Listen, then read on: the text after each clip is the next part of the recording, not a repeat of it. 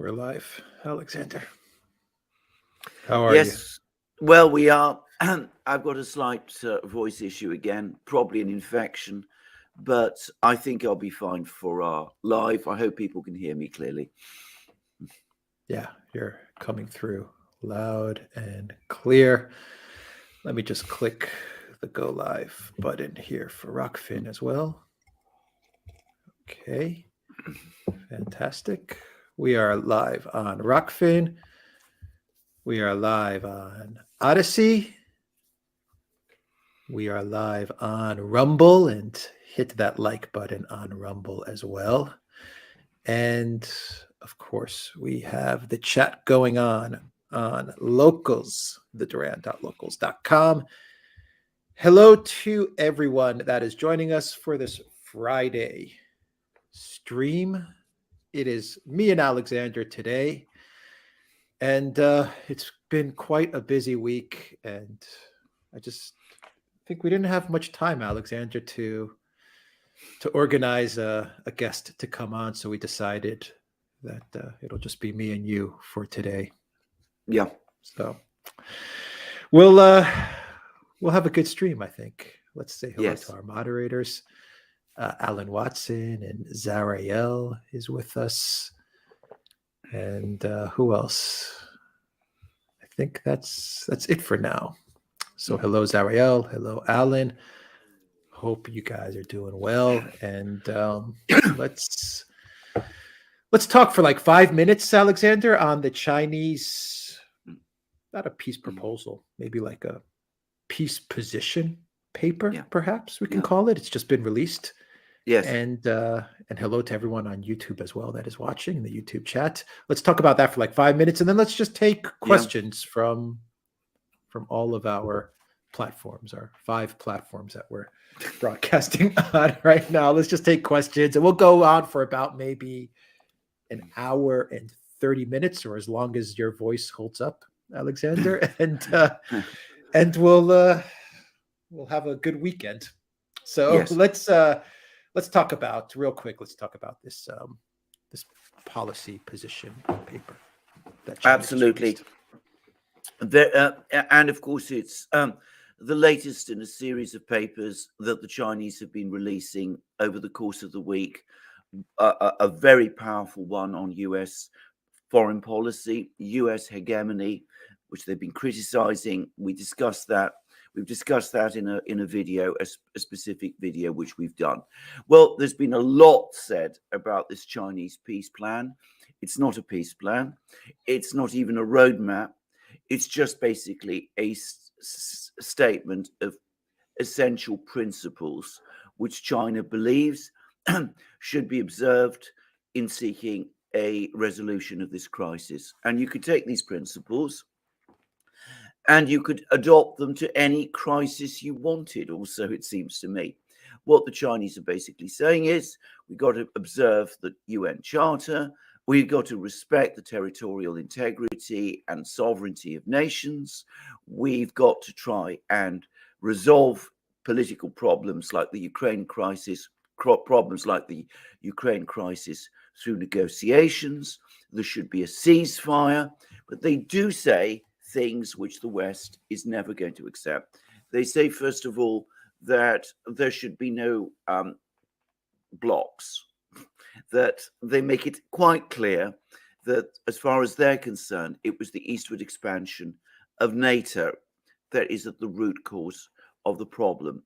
They should say that the security interests of all countries should be respected.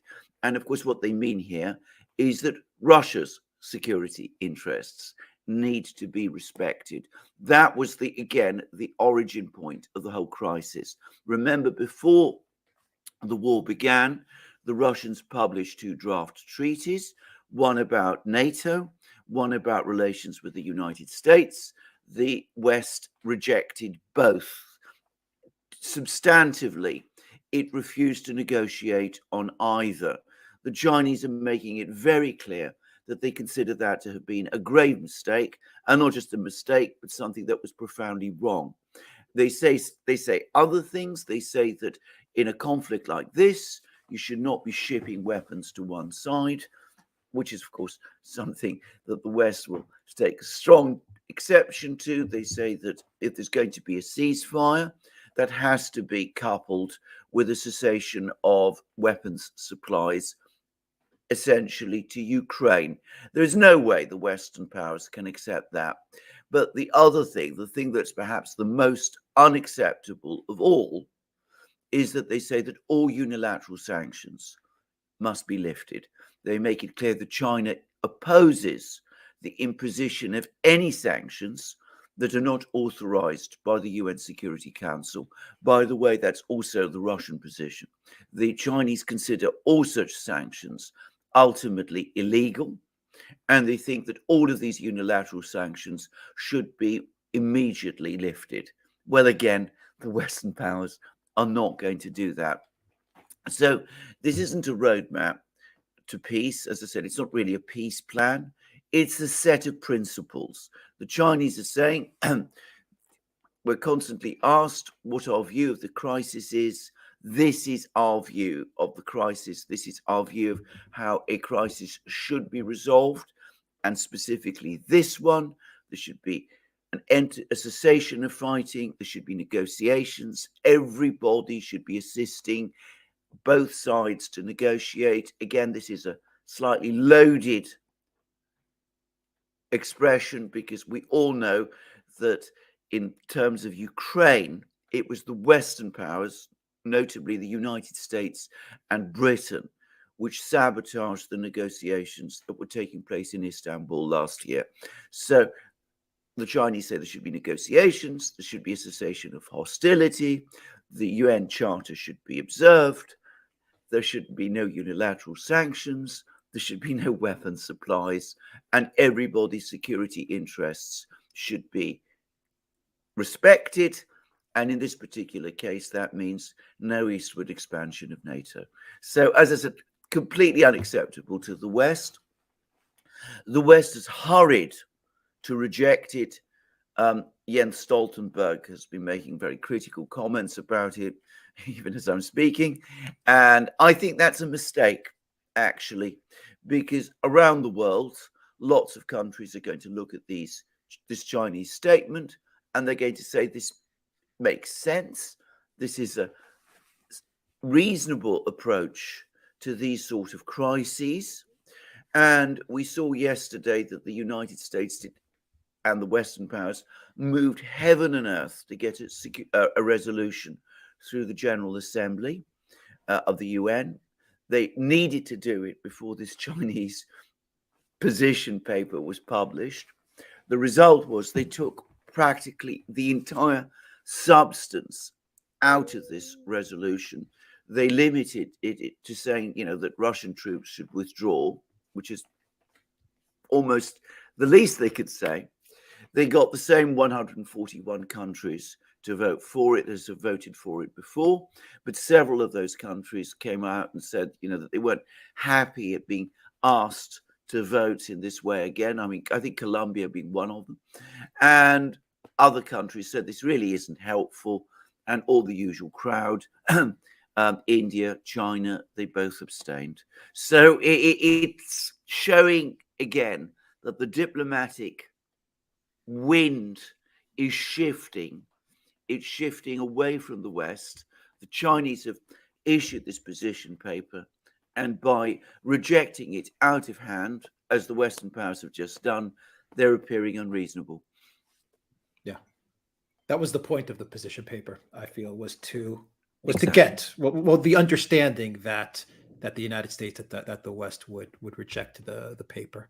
I think that was I don't want to call it a trap, but that was what everyone expected, what the Chinese, what the Russians expected, and it does act as a type of counterweight to the UN resolution that was passed yesterday, which was a meaningless resolution, and all the talk about Zelensky's 10-point peace plan, which we also know what it is, and it acts as a good counterweight to that. So I think this was quite a clever diplomatic move from the Chinese, and I'm positive the Russians were briefed on this and consulted on this. Of course they were. They worked on it together. And of course, Zelensky's peace plan has gone up in smoke. I mean, it's not really something that anybody's interested in anymore. I mean, there's some token support for it, but I mean, nobody around the world outside the West takes it seriously. Yeah. Okay. So, anything else that you want to add, Alexander? Or should we go to some... just very quickly, that we've had more news from the battlefronts. Berhove, Right. this other village, has now been captured.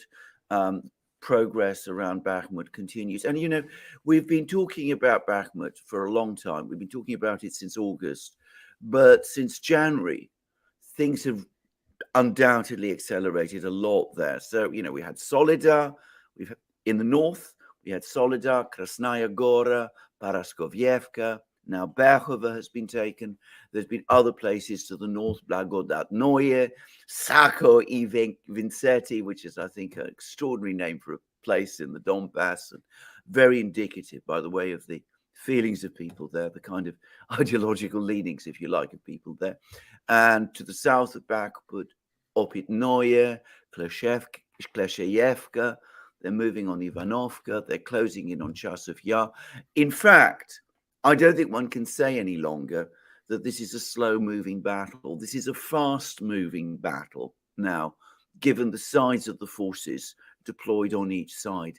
And Zelensky's just given his latest address, and it was a pessimistic one. He said things are very tough.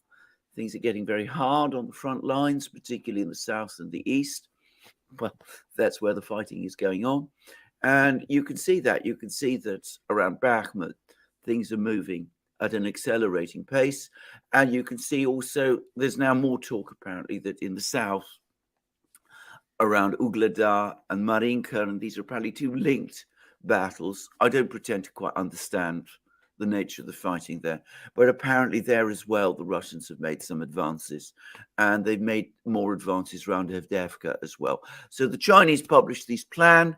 Events on the ground continue to follow the same direction that we've been talking about for some weeks now. Yeah, and I always bring up the point that you know, the Chinese, I'm positive the Chinese understand exactly what's going on the ground. I mean, whether they're getting information from the Russian command, or whether they have their own systems, their own ability to see what's happening on the ground in Ukraine. There is no way that the Chinese would be coming out with these statements or these types of position papers if they didn't have a clear understanding of the trajectory of things on the ground. That's my own feeling of things. I would think the Chinese would understand that this is the way things are heading. So now we can move in this direction from a diplomacy or diplomatic standpoint. Exactly. They're very, very confident. They know exactly what's going on the ground. They know exactly what's going on inside Russia. I mean, they got. If you go to Russia today, well, at least last time I was there, which is before the war, long before the war, 2018, I think it was, the Chinese are everywhere now. They are incredibly well informed about the situation in Russia. And of course, they have their own representatives permanently based in the Russian Ministry of Defense and in the Russian Command Headquarters, as the Russians, by the way, have in the Chinese Ministry of Defense in Beijing. So they are very well informed from the Russians directly, and independently of the Russians. Well, they have as many satellites apparently now as the US does. They're absolutely well informed about everything that's going on. And you can see that they are very, very confident. You look at Wang Yi and how he was operating both in Munich and in Moscow. And he doesn't come across as a man in a hurry or a man who's trying desperately to cobble things together fast. He's moving in a very steady, methodical, and very confident way. And that's because the Chinese are very confident that the situation on the ground is shaping out as they would wish. And let's be very clear, what they want in Ukraine, well, they may not have, they may not feel about this as strongly as the Russians do. I mean, they don't feel about it as strongly as the Russians do. Historically, they've had a reasonable relationship with Ukraine, but overall, they absolutely want the Russians to win. I don't think anybody is in any real doubt about that. And by the way, there's been pictures now appearing on the Chinese internet. This is their own internet, various Chinese bloggers and people of that kind, and they're starting to draw partition lines. And the whole of the south and east goes to Russia, the industrialized agricultural area, and Kiev itself is now divided. So Kiev itself would be like Berlin. It would be East and West Berlin, East under Russian control, West under, well, presumably still the nominal control of the Ukrainian government. Hardly sustainable positions, but you can see the drift of Chinese thinking. Yeah. Do you know Edward Ludwig? Alexander? Absolutely. Edward Luttwak, in fact. Ludwig. I'm not sure if this is, I saw this on Telegram, so I'm not 100% sure of this quote, but the quote goes something like, dissolving the Russian Federation is not the same as dissolving the USSR. It will be like the collapse of the Austro-Hungarian Empire, which many celebrated in 1919 and bitterly mourned in 1929. Only if China is dissolved first, only then can we do without the Russian Federation. Once again, I'm not 100% sure that that's a quote from Ludwig. I'm seeing it on Telegram. But the general idea is that, the general thinking was that you have to go through Russia first before you get to China. We may be seeing a kind of change taking place in that we are seeing the collective West. We are seeing NATO starting to focus in on China. It seems like they're starting to say, maybe we should go after China a little bit more now, and perhaps maybe going after Russia may not have been the right plan all along. I don't know. I think it's exactly that. Yeah, Edward Luttwak has been around for decades. I mean, I can remember him back in the 90s, and he's written all kinds of books. He's somebody who's very into grand strategy and that kind of thinking. Like a Brzezinski type? He's a Brzezinski type. He's not exactly a neocon, and he was something of a rival, I think, to Brzezinski. And where Brzezinski was more aligned at that time, this is the 90s, with the Democrats, Luttwak was in those days more aligned with the Republicans. I don't think that's true any longer, by the way. But he's one of these people in the United States who poses as a grand strategic thinker. Let me put it in that kind of way. So I don't think that he is especially influential anymore. I remember that back in the 90s, he was somewhat critical of the eastward expansion of NATO. And he was somewhat critical of the attack on Yugoslavia. He was questioning whether that was really a good idea. He seems to have drifted closer to the neocons since. After all, he's got to sell his books and make his money and get his place on the think tanks and get invited to all the usual places. But I always got the sense that he was somewhat less anti-Russian than some of the other neocons were.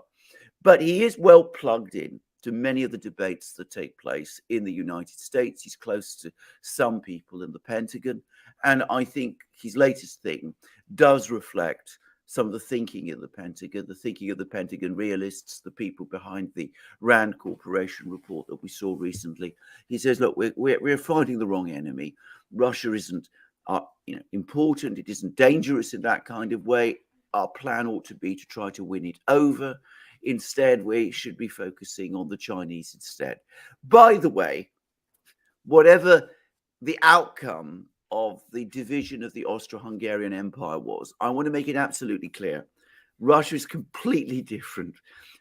The Austro-Hungarian Empire was made up of multiple different nationalities. No one, not one of them, was a majority in it. The core nationalities was the Germans in Austria and the Hungarians, obviously, in Hungary. But alongside those, there were Slavs, there were Romanians, there were all kinds of people. And Russia, by contrast, 80% of the population are ethnic Russians. And that's right across its entire territory. In the Caucasus, in one or two thinly populated republics in Siberia, it's not so. But these are isolated islands in the Russian Sea. So I mean, you can't remotely compare today's Russia with the Austro-Hungarian Empire as it existed before the First World War. I mean, I know that's history that I studied. It's a fundamental misunderstanding. The Habsburg Empire, perhaps, which is as it should be called, was a kind of bringing together of the family regions controlled by the Habsburg family, and they were places of many different nationalities. Russia is a completely different place. Right. It's what we would call in Greek an ethnos. Just to say. Yeah. Okay, so let's take questions. Let's go for like an hour and just take questions from everybody that's watching. And let's start off with let's go to locals. And we have Celso7 who says, what about the fight? Oh, I lost it again.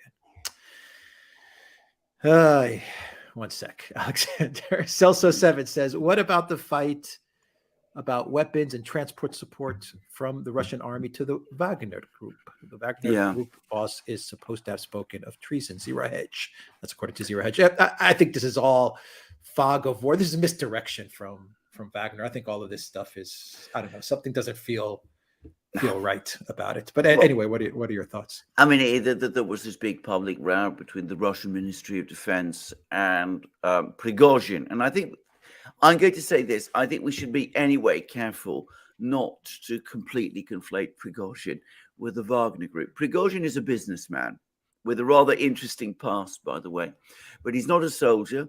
He's never served in the military. He's not a military commander. He does not command the Wagner Group on the ground. The people who do that are trained officers who come from the Russian army. And I think that's a point people do need to understand. And they are subordinated to the Russian Defense Ministry's chain of command. So Prigozhin has had some kind of a row with the Defense Ministry. It may be theater, it may be him getting, a bit too big for his boots, or, whatever, or getting overexcited, or trying to achieve some kind of grandiosity, or thinking of some sort of political position or whatever. But the fact is, it makes absolutely no difference to what's actually going on the battlefields. And even Prigozhin now accepts that the Wagner Group is getting all the munitions it needs. So, as I said, whatever that row was about, and, we can all have our theories, it's irrelevant to the course of the war. And all that it might lead to is questions about Prigozhin's future itself.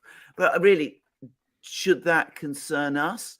I don't think so. I mean, I don't think he's that important a person, actually.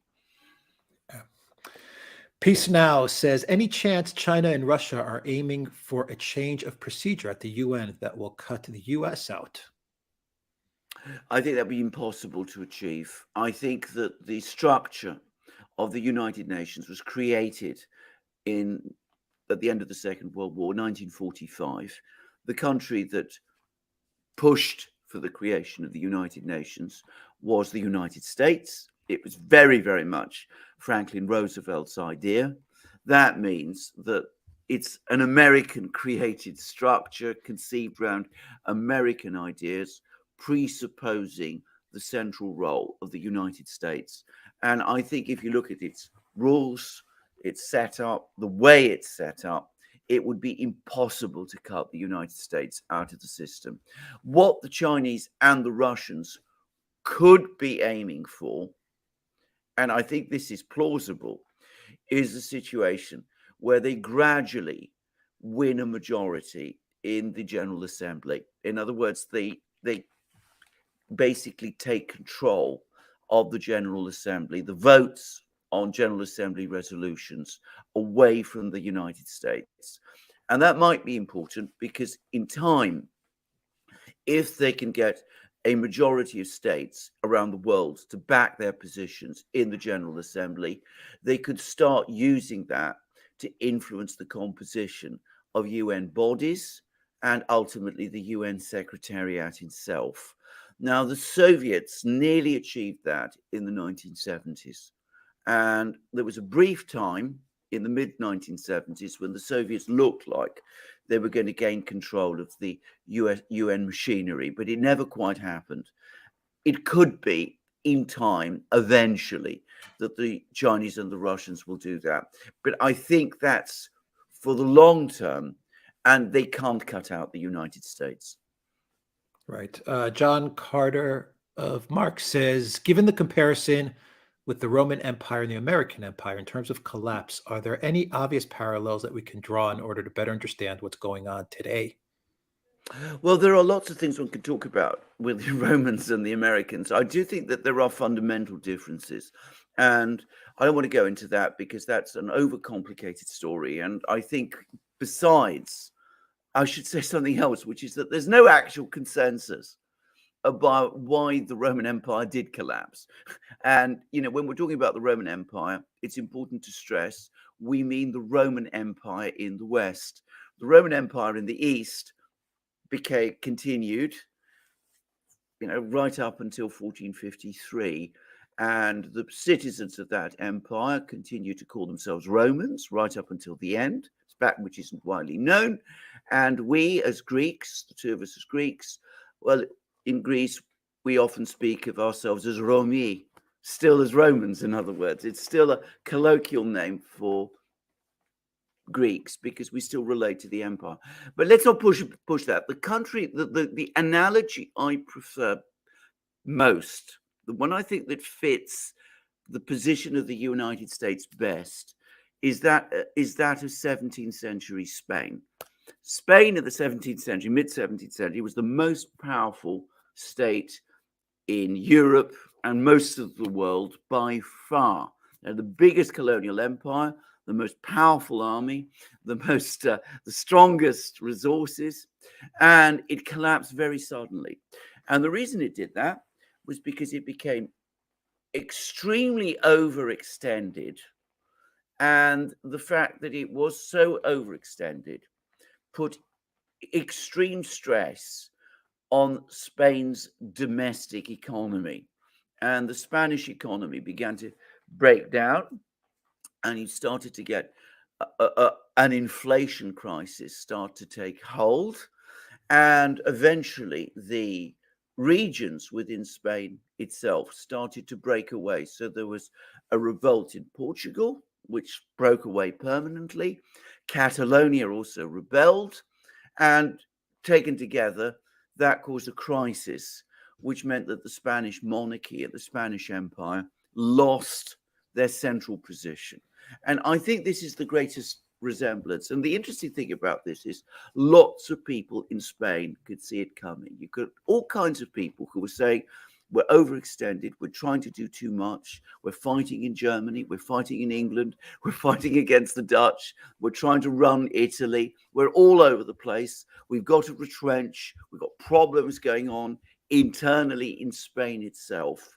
And those people who wanted reform were always defeated because they ran up against, if you like, the Spanish equivalent of the neocons, who said that if we retrench, that's somehow a betrayal of Spain and the idea of Spain. And of course, the very powerful lobbies within Spain, which were benefiting from maintaining the Spanish Empire as it was. So that, I think, is the most valid parallel to the kind of situation we're seeing the US in today. From Stephen Wright, thank you both for the great work. Very appreciated. There's a lot of empty, dumb, weak vessels leading NATO. You can see the WEF's recruitment profile. Let's build our own competitor to the WEF and recruit some true leadership. Indeed, yeah. Well, yeah. I mean, I agree with that. I mean, all I would say is, I mean, do we want an alternative to the WEF, or do we just want no more WEF? I mean, I think let's. I mean, by all means, let's have people coming together from different parts of the world and meeting and talking to each other and doing so properly. But the important thing is to return government and power and accountability and responsibility to the states, to the nations, and hopefully in the West that way regain our democracies, not have these parastate organizations that make all these decisions for us, and which you absolutely rightly say inevitably dumb down the kind of people that they produce, because those people ultimately are accountable to no one. Yeah. Troutwife UK says, I've been hearing of possible neocon links to satanic covens. Do you think that's an explanation of their arrogance and cruelty? I don't know, and I'm a little skeptical about this in terms of the United States. I mean, I don't know what goes on in the United States. What I'm going to say is this, and here I speak of what I know. Occultism is rife within the British establishment. I know it. I mean, I was for a long time at the RCJ, and I was in receipt of some rather curious information whilst I was there. All sorts of very weird things go on, and I'm not going to talk about that because I'd be disclosing confidences, which I shouldn't really do. But certainly within Britain, you have an awful lot of that. Whether it's similar in the United States, about that I can't really say. Wow. Pathetic Albion says, what on earth is going on in Ohio? Good question. Well, nothing actually. I mean, I read the newspapers in Britain every day, and I can. I mean, nothing that interests Joe Biden and Pete Buttigieg. That's for sure. Absolutely, nothing that interests those absolutely. two. I mean, it's unbelievable. Actually, I mean, it really is extraordinary that this terrible disaster has happened, this big environmental disaster, and all these people who are so keen on the environment are completely uninterested in it. Same thing with Nord Stream. Well, the same thing with Nord Stream, exactly. I mean, in some ways, it's the most vivid example, actually, of the way in which the media now is absolutely controlled. That they're telling you about some things and not about others. In the Soviet Union, they didn't report accidents, they didn't report human catastrophes or calamities or anything of that kind. I mean, it took them several days to acknowledge that there was a nuclear power accident in Chernobyl, and that was only because Gorbachev was in charge. Otherwise, they wouldn't have reported it at all.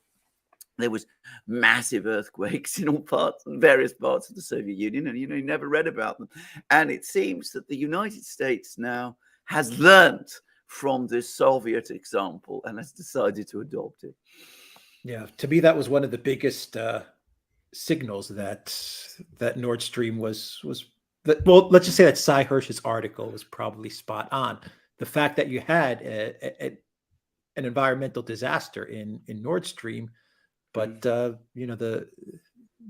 media and the collective West, Greta Thunberg, all these people, they didn't take any interest in it. No. And well, indeed. And that tells me that the Biden White House, the PR machine of the Biden White House, told all of the NGOs and the think tanks and the activists to stay away from Nord Stream. Don't make it a big deal. Don't make this Absolutely. Ecological environmental disaster a big deal, because we don't want to draw attention to it. Absolutely correct. That's exactly right. Yeah. Let's see. Let's go to locals. Let's go to locals again. BFTE Yes Wide says, collect and send all WEF scholars to Epstein Island and restrict their travels in their support jets, protecting the global environment. Excellent idea. They can do all the various things we were talking about. They can do them by themselves, and we're not bothered. On their own island. Law of Attraction says, which country or countries should offer an adequate peace plan so it would be discussed and agreed by all sides, or is it not possible for now? I don't think it's possible for now. I mean, Ukraine's basically rejecting any idea of peace plans, and it's been told to do that.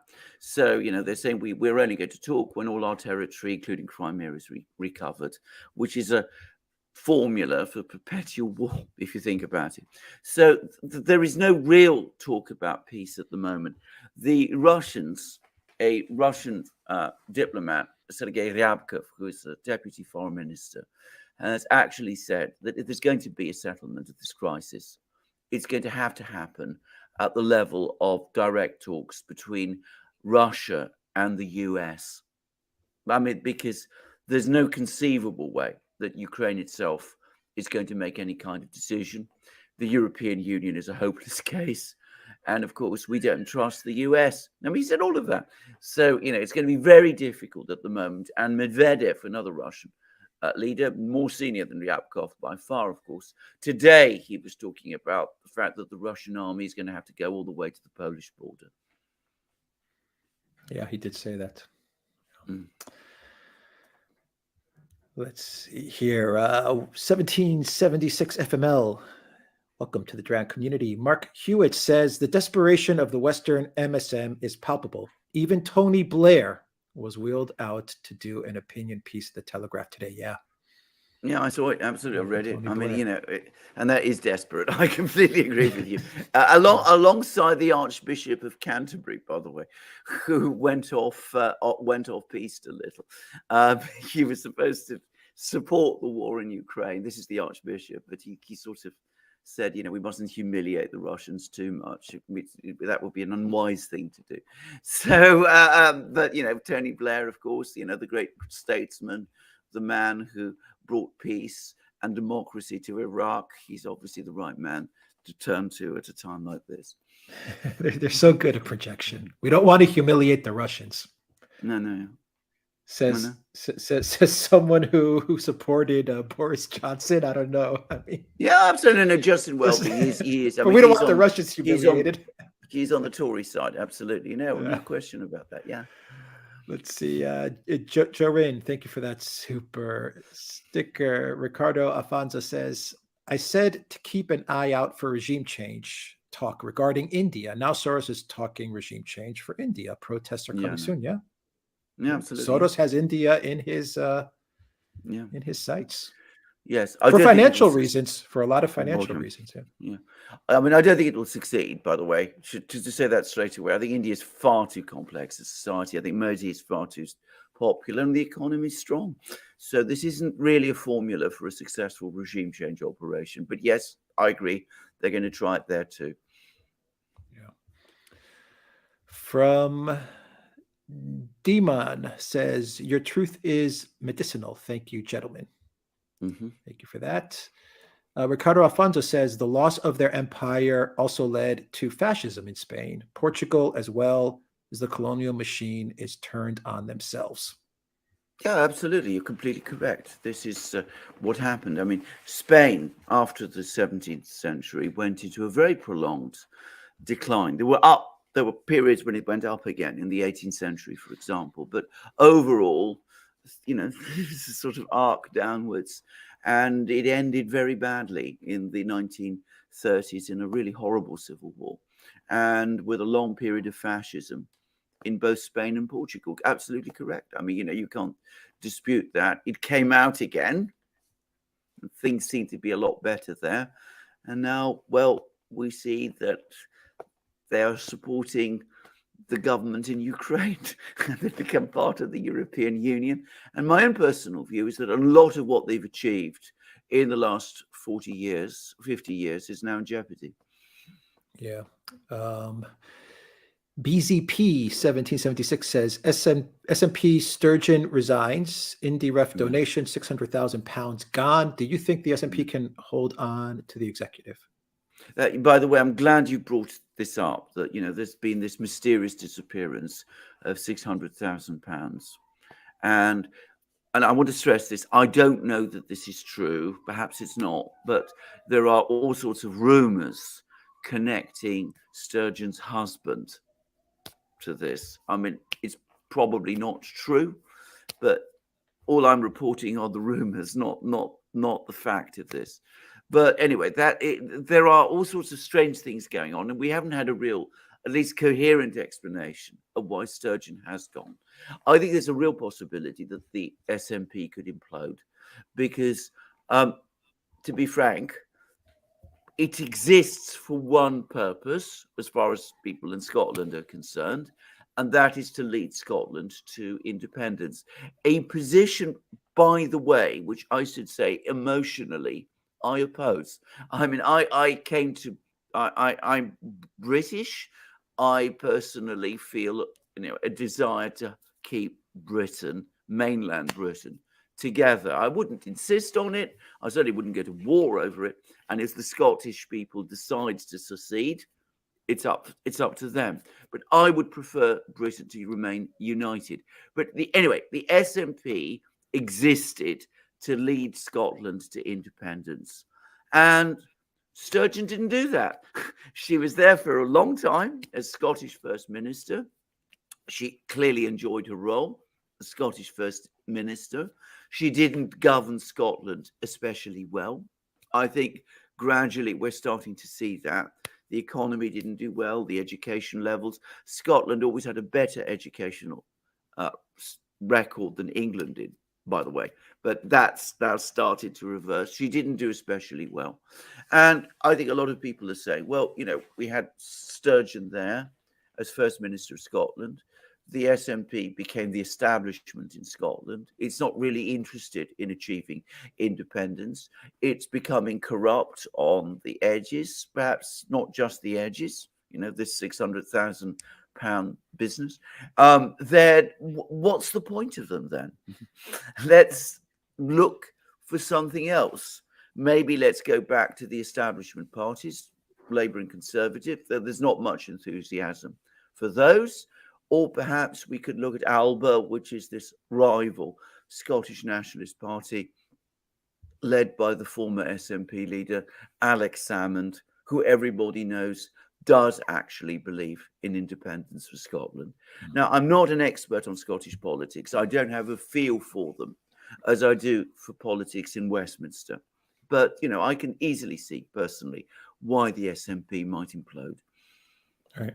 James Johansson, thank you for that super sticker. Commando Crossfire says, heightened rhetoric in Korea. Could we expect conflict to break out there? Perhaps another Ukraine situation there with China backing Korea against the U.S., where they could draw them in close to them. We talked about Korea in we have, absolutely, about a week and a half ago. And we said, absolutely, keep an eye out for North Korea. Yeah, absolutely. And of course, the Biden administration is showing zero interest in Korea, even as North Korea becomes more powerful by the day, which it is. I mean, it's got all these missiles now. It's able to strike the continental US with nuclear weapons. It can. And, people may think there's, American air defense systems. I mean, look at the struggle America had shooting down a balloon.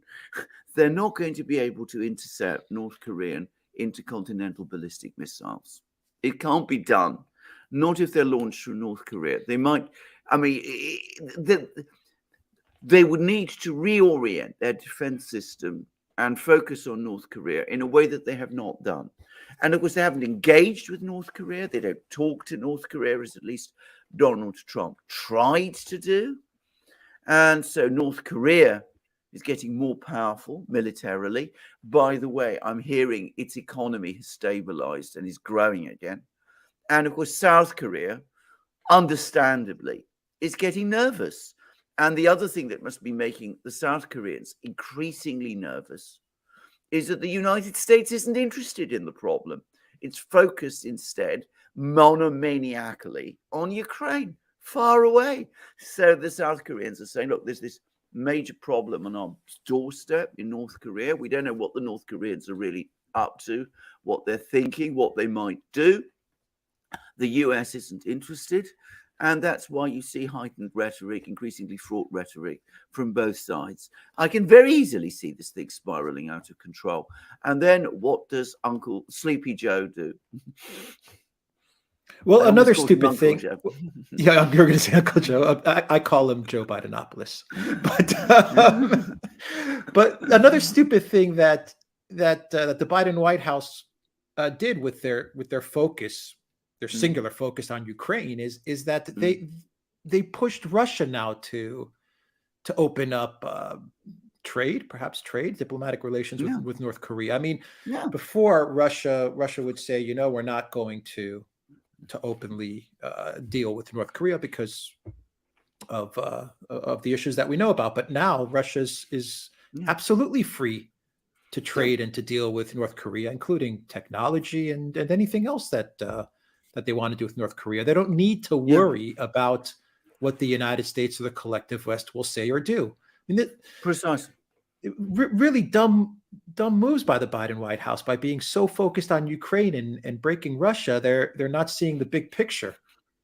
That's absolutely correct. I mean, the whole premise, I mean, it was never a good premise, but the whole premise of US policy towards North Korea was to try to isolate the country. And the idea was if you to isolate the country economically, you suffocate it, and that will eventually force the North Korean leaders to come to terms on US terms. Now, that's never really worked because the Chinese weren't prepared to go that far. But it did have an effect on North Korea's economy, unquestionably. Now, of course, the Russians say, well, why should we play this game any longer? Hasn't done us good. We're the most sanctioned country on earth now. We're even more sanctioned than the North Koreans are. So if the North Koreans now need food and they need fuel and they need technology, well, we could supply it to them. And in return, North Korea is very rich in all kinds of useful minerals that we could work with. And they've got some extremely skilled construction people. They're very good at that kind of thing. And we can have them working with us as well. And, we can start rebuilding some of the economic links with them that we had in the past. And I'm not saying that's why North Korea's economy has stabilized and is recovering.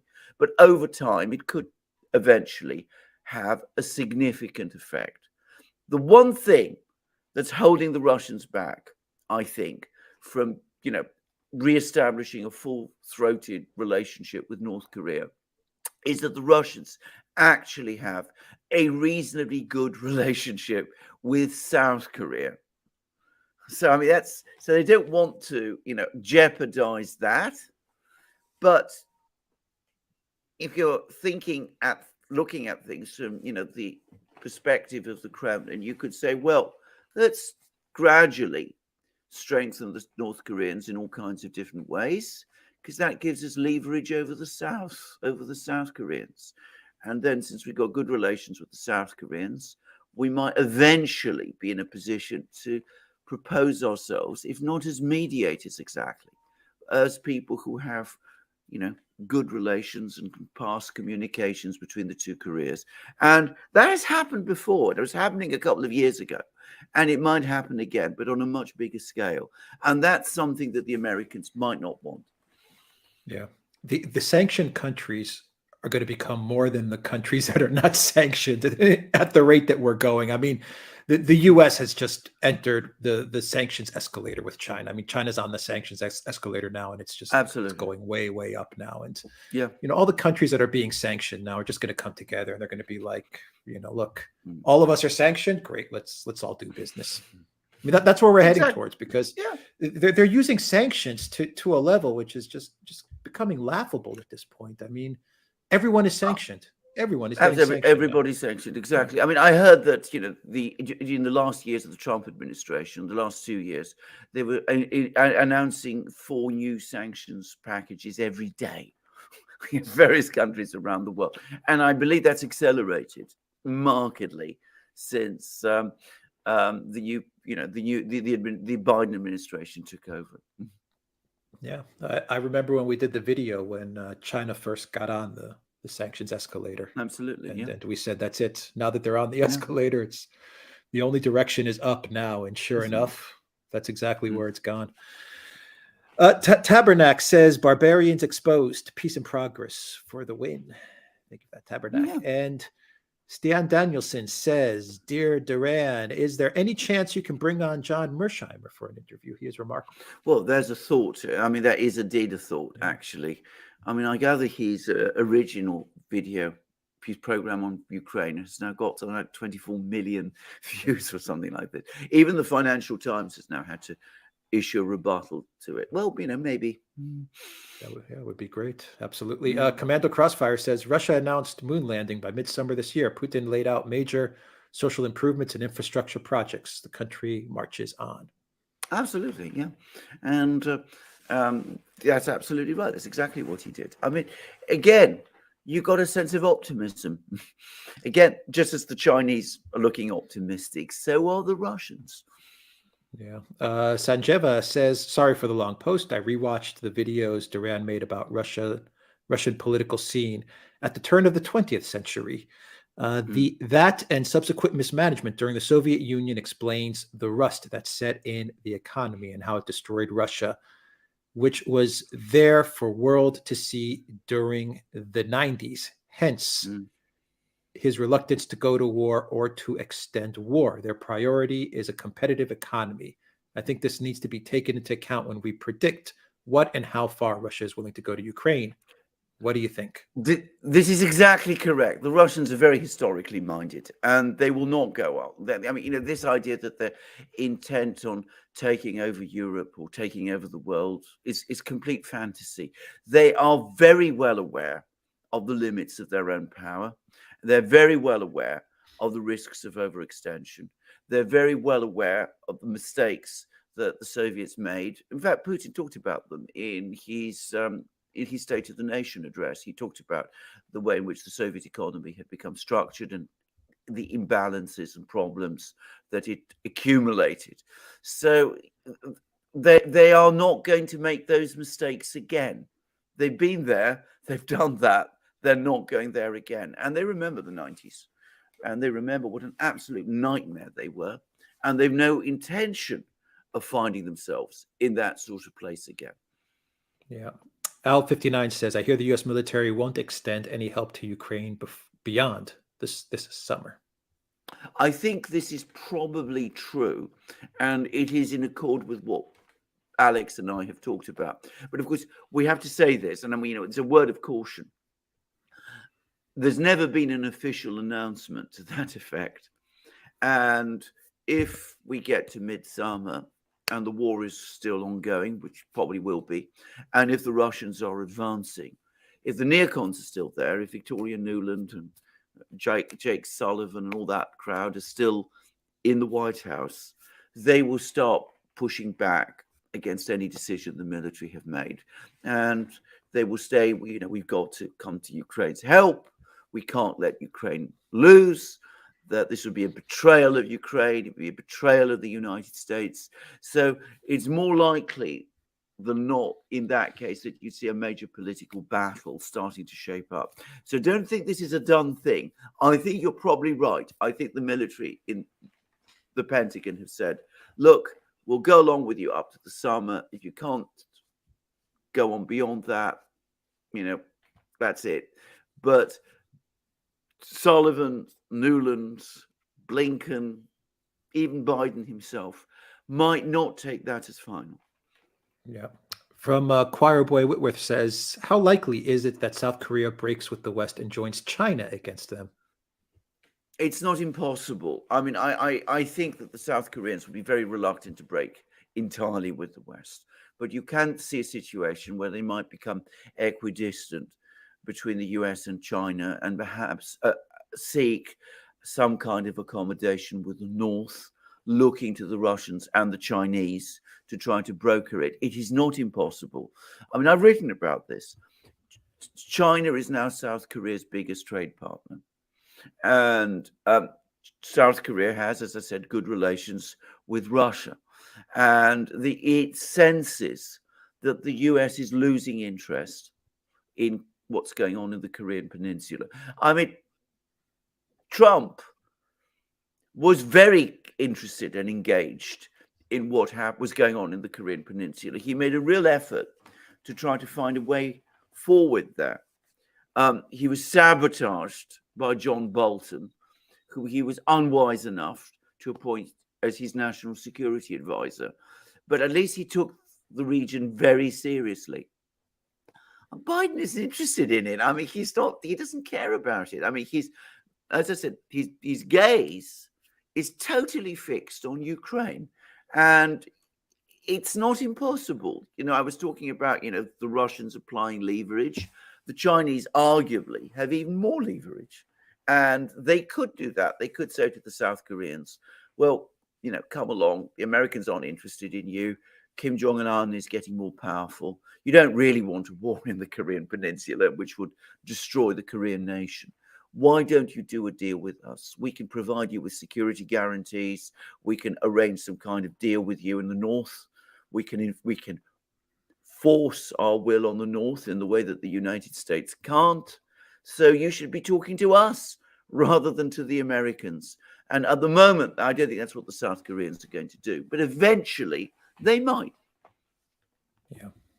The Biden White House doesn't care about anything else going on, either in the United States or outside the United States, except for Ukraine.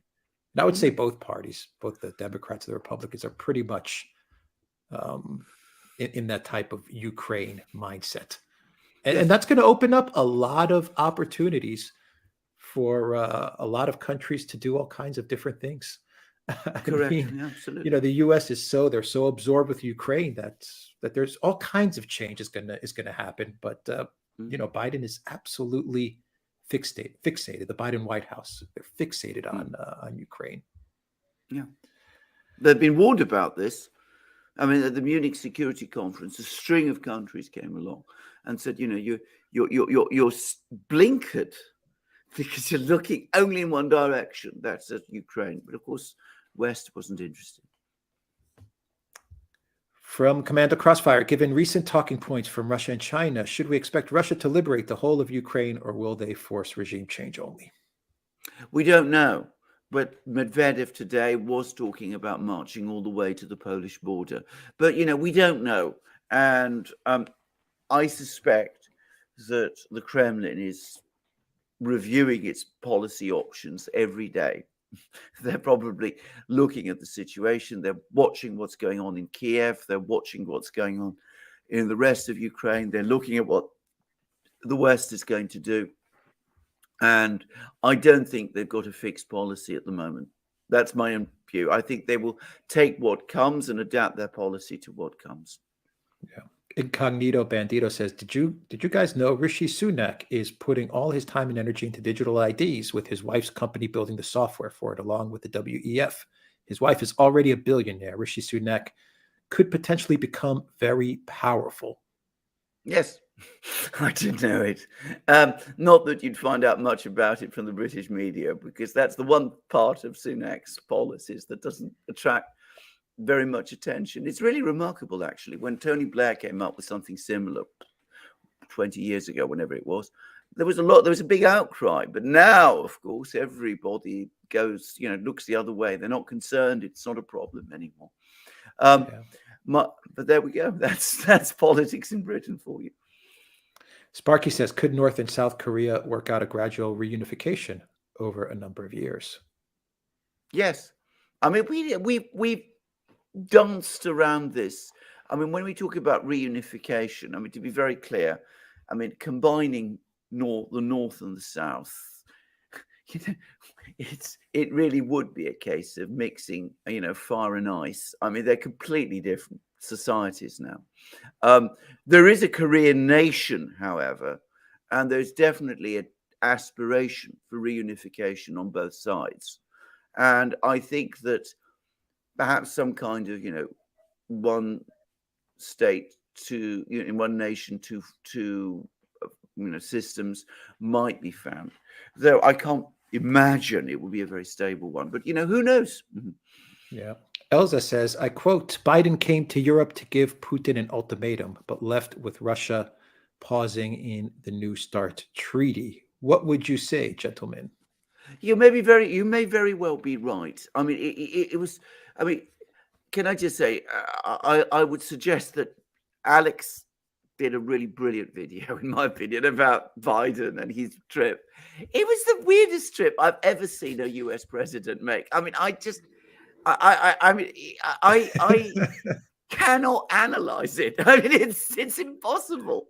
His speeches are worse than Obama's. I mean, you've mentioned how you would spend hours trying to find some sort of message or something of substance in an Obama speech. I mean, I Yes. think Biden's speeches are 10 times Oh, worse. they were way worse. I mean, Obama, for whatever else. I mean, he had a kind of brain. I mean, he knew what he was doing. I mean, he was shifty and evasive, and his words were. You're absolutely right, very opaque. But I mean, he knew what he was doing. With Biden, I mean, it's just I mean, it's just a few. If you look at the speeches on a page, it's just a few little clipped sentences, one after the other. They don't even follow logically one from the other. It's very strange. So as I said, I mean, I couldn't really work on this. I couldn't say to myself, what is this man trying to tell us? I just couldn't find anything. And maybe you're right. Maybe he did come with the intention of making some, grand statement to the Russians, some, ultimatum, some threats, some throw down some challenge. Maybe that was the idea. I mean, we're told this trip was planned some months ago. So it might have been planned around the time of the Kharkiv and Kherson offensives. And maybe the expectation was that, after the great victories in those offensives, they'd be followed up with further great victories. And, Joe would come to Kiev, announce victory, set the conditions down to Putin, something of that kind. And of course, that never happened. So he was left with nothing to say. But whatever, I mean, this is pure speculation based on your question. I don't ultimately know, because those speeches were the weirdest speeches any US president has ever given that I have read. Yeah, Miss Texas G says Biden is an absent-minded, mean old man who has no depth, and he reads cue cards. Absolutely. That's entirely correct characterization. Yeah. Robert Jarava says, please interview Jordan Peterson. Much more perspective to offer than Chomsky. Keep up the good work. Thanks. Yeah.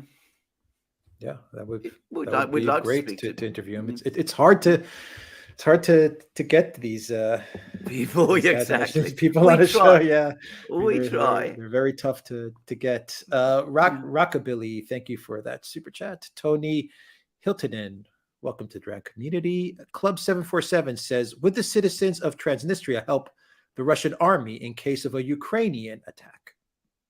Well, yes, but you've got to understand that there are only 400 Russian soldiers in Transnistria.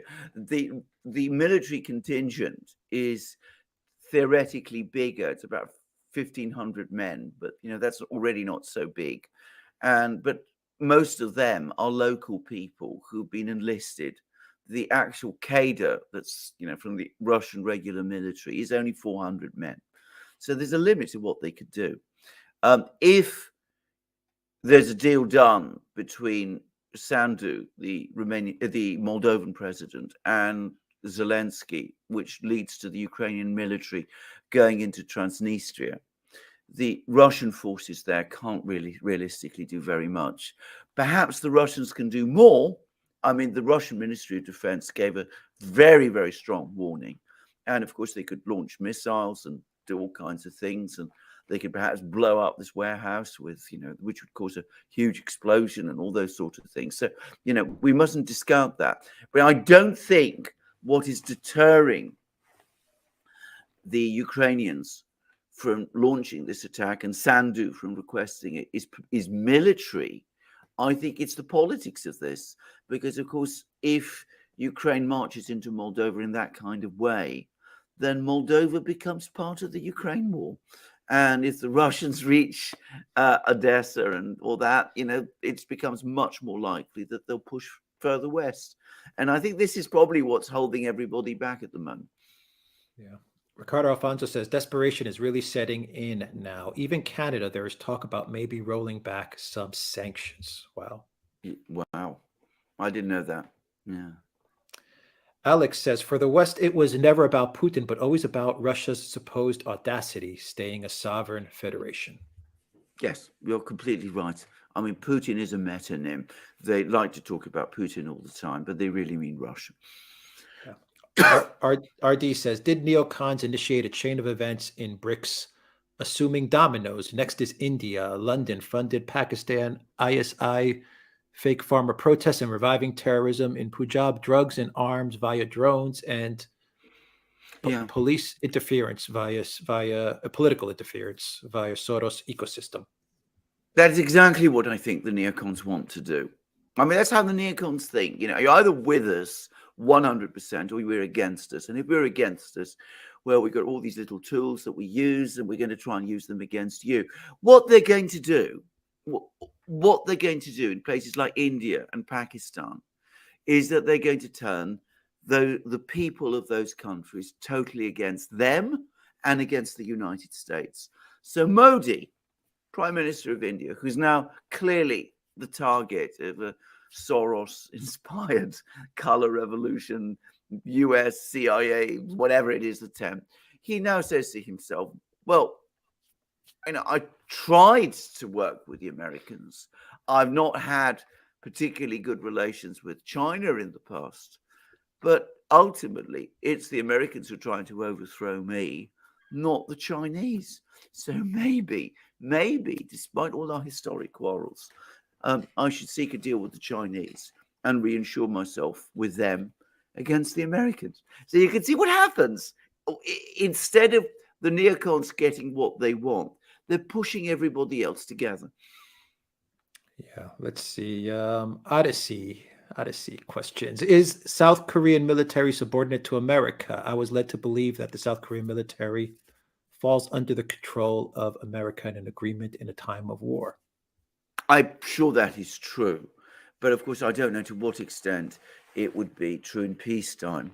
And as I said, if there was a decision made in South Korea to seek peace, and this is all very speculative. We're not there yet. But if there was, I don't know what the South Korean army would do and whether they would. I mean, I think your suggestion is they might intervene to stop it. I doubt that they would. I should say I've been to South Korea. This was many years ago now, about 20 years ago. I was very, very impressed by the country. I was very, very impressed by the people. I find them deeply patriotic. I found them very hardworking. There's this cliche, but it's a true one. Highly educated, very well informed. I think that probably extends to sections of the military as well. I think if the people of South Korea, if the government of South Korea took a policy, changed their policy and sought peace, some kind of peace with the North, working with China and Russia, I think personally that the military would go along with it. Yeah. Make Straight says, question, do you think that Trump will play golf on the paper moon? I don't know. You must ask him. Yeah. Chris says, Poland is so divided. 90% of our media outlets are owned by German companies with cynical agendas. Our history teaches sovereignty, yet some want more EU. Yeah, no, it is. You're quite right. I know lots of people from Poland in London. I mean, lots of people. I know, people who were here from, before the EU, Poland joined the EU, people who've got roots in Britain, but who might even have been born in Britain, but who still feel a very powerful connection to Poland. And I know people from Poland. And I think that, again, it's an underestimated country. I think this is a much, much more interesting debates going on in Poland than people understand. And I think a lot of people in Poland understand the perils and the risks involved in the kind of strategies that the Biden administration is trying to impose on them. The neocons are trying to impose on them. And I think they can see through their media. Yeah. The Popa says, would be great if you could get Roger Waters on the show.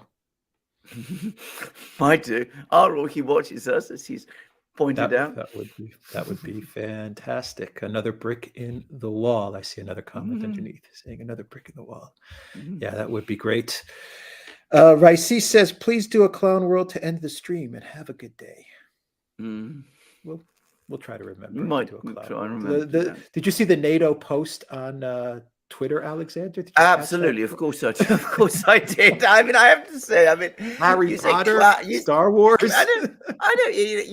I mean, clown world. I mean, I mean, And that's the official account. And that's the official one. It's not even. It's not yet. I know, but it's not. We're not even parodying. I mean, these people are beyond. Are becoming beyond parody themselves. Someone greenlit that. Someone said, "Yeah, publish that." Yeah, I know. All right. Commander Crossfire says Canada is making changes to our assisted self-deletion to now allow for children as young as 10 years old without parental consultation. We're in a dark place. I've heard all kinds of terrible things coming out from Canada. They're so terrible that I'm finding it very difficult to read about them anymore. I haven't heard that one, but it wouldn't surprise me. Yeah. Breaking Bad says, love you guys. Thank you, Breaking Bad, for that. And from Can Surplus, will Russia ever call NATO's bluff and retaliate militarily outside of Ukraine for crossing red lines, or is the West too dangerous and unpredictable? I don't know what the Russians are going to do, but I think that their analysis, and these are, we should understand this must be, in some ways, a difficult thing because the provocations are so great. But I think they're probably saying to themselves, look, the West is constantly trying to provoke us. It's constantly trying to goad us into doing something that's reckless and which might open the way for NATO to do something itself against us. We don't need to do it. We are making progress in Ukraine. Ultimately, our best response to anything the West does to us is to win in Ukraine, which we are doing. So let's not fall for these provocations. I think that's the calculation. But of course, you can be provoked too far. And there may come a point where somebody in the West does something just too zany and too dangerous, and the Russians finally say enough. And then, of course, my guess is that the Russians probably can outmatch or at least match anything that NATO can throw at them. And again, that the neocon calculation that, the West can overwhelm the Russians will be proved to be horribly wrong. The neocons get everything wrong. Yeah. Tage Atval, welcome to the direct community. Stan Littman says, Xi praised Democritus as atomic theory. Thrace is the Russian Caucasian science of friendship. Right, okay. Thank you for that. Raicis says, is Gonzalo Lira available to join the chat? Is Gonzalo in the chat? If he is, let me know and I'll send him a link. Absolutely. Mm-hmm. Absolutely. We got to get Gonzalo on a live stream soon. I agree. Sam Whiskey says, how will Ukraine pay off the war debt? It won't. I mean, people who lend Ukraine money are kissing their money goodbye. It's gone. Yeah. I mean, what do they say? A fool is always parted from his money. Anybody who gives Ukraine money is a fool. Well, our taxpayer money is gone. Absolutely. But for them, the money that they're giving to Ukraine is going to return back to the people that are giving it out. They're making a good investment. Personally, they're making a good investment. It's the taxpayers that, we're losing our money. Waskizgo says, will you invite economist Michael Hudson on the Duran? Yeah, we got to get Michael Hudson on. Yeah, we absolutely do. And we've considered this before. We will definitely get on to that. Yeah, we got to get him on. It's hard work getting people on. It really is. Yes, it is. Sam Whiskey says, I think we did Sam Whiskey's how will Ukraine pay off the war debt. E.M. Henriquez says the West logic to be able to put out the fire, we should add more wood to it to save the house of further damage. Good day. I think you should have a word with Jens Stoltenberg because there is such good sense that he needs to listen to it. He won't pay any attention, but I couldn't put it better. Yeah. Jack Ridley, thank you for the super sticker. Ricardo Alfonso says, if Wagner is like an unofficial foreign legion, possibly that they will be used for non-official activities, a reboot of Smersh, perhaps?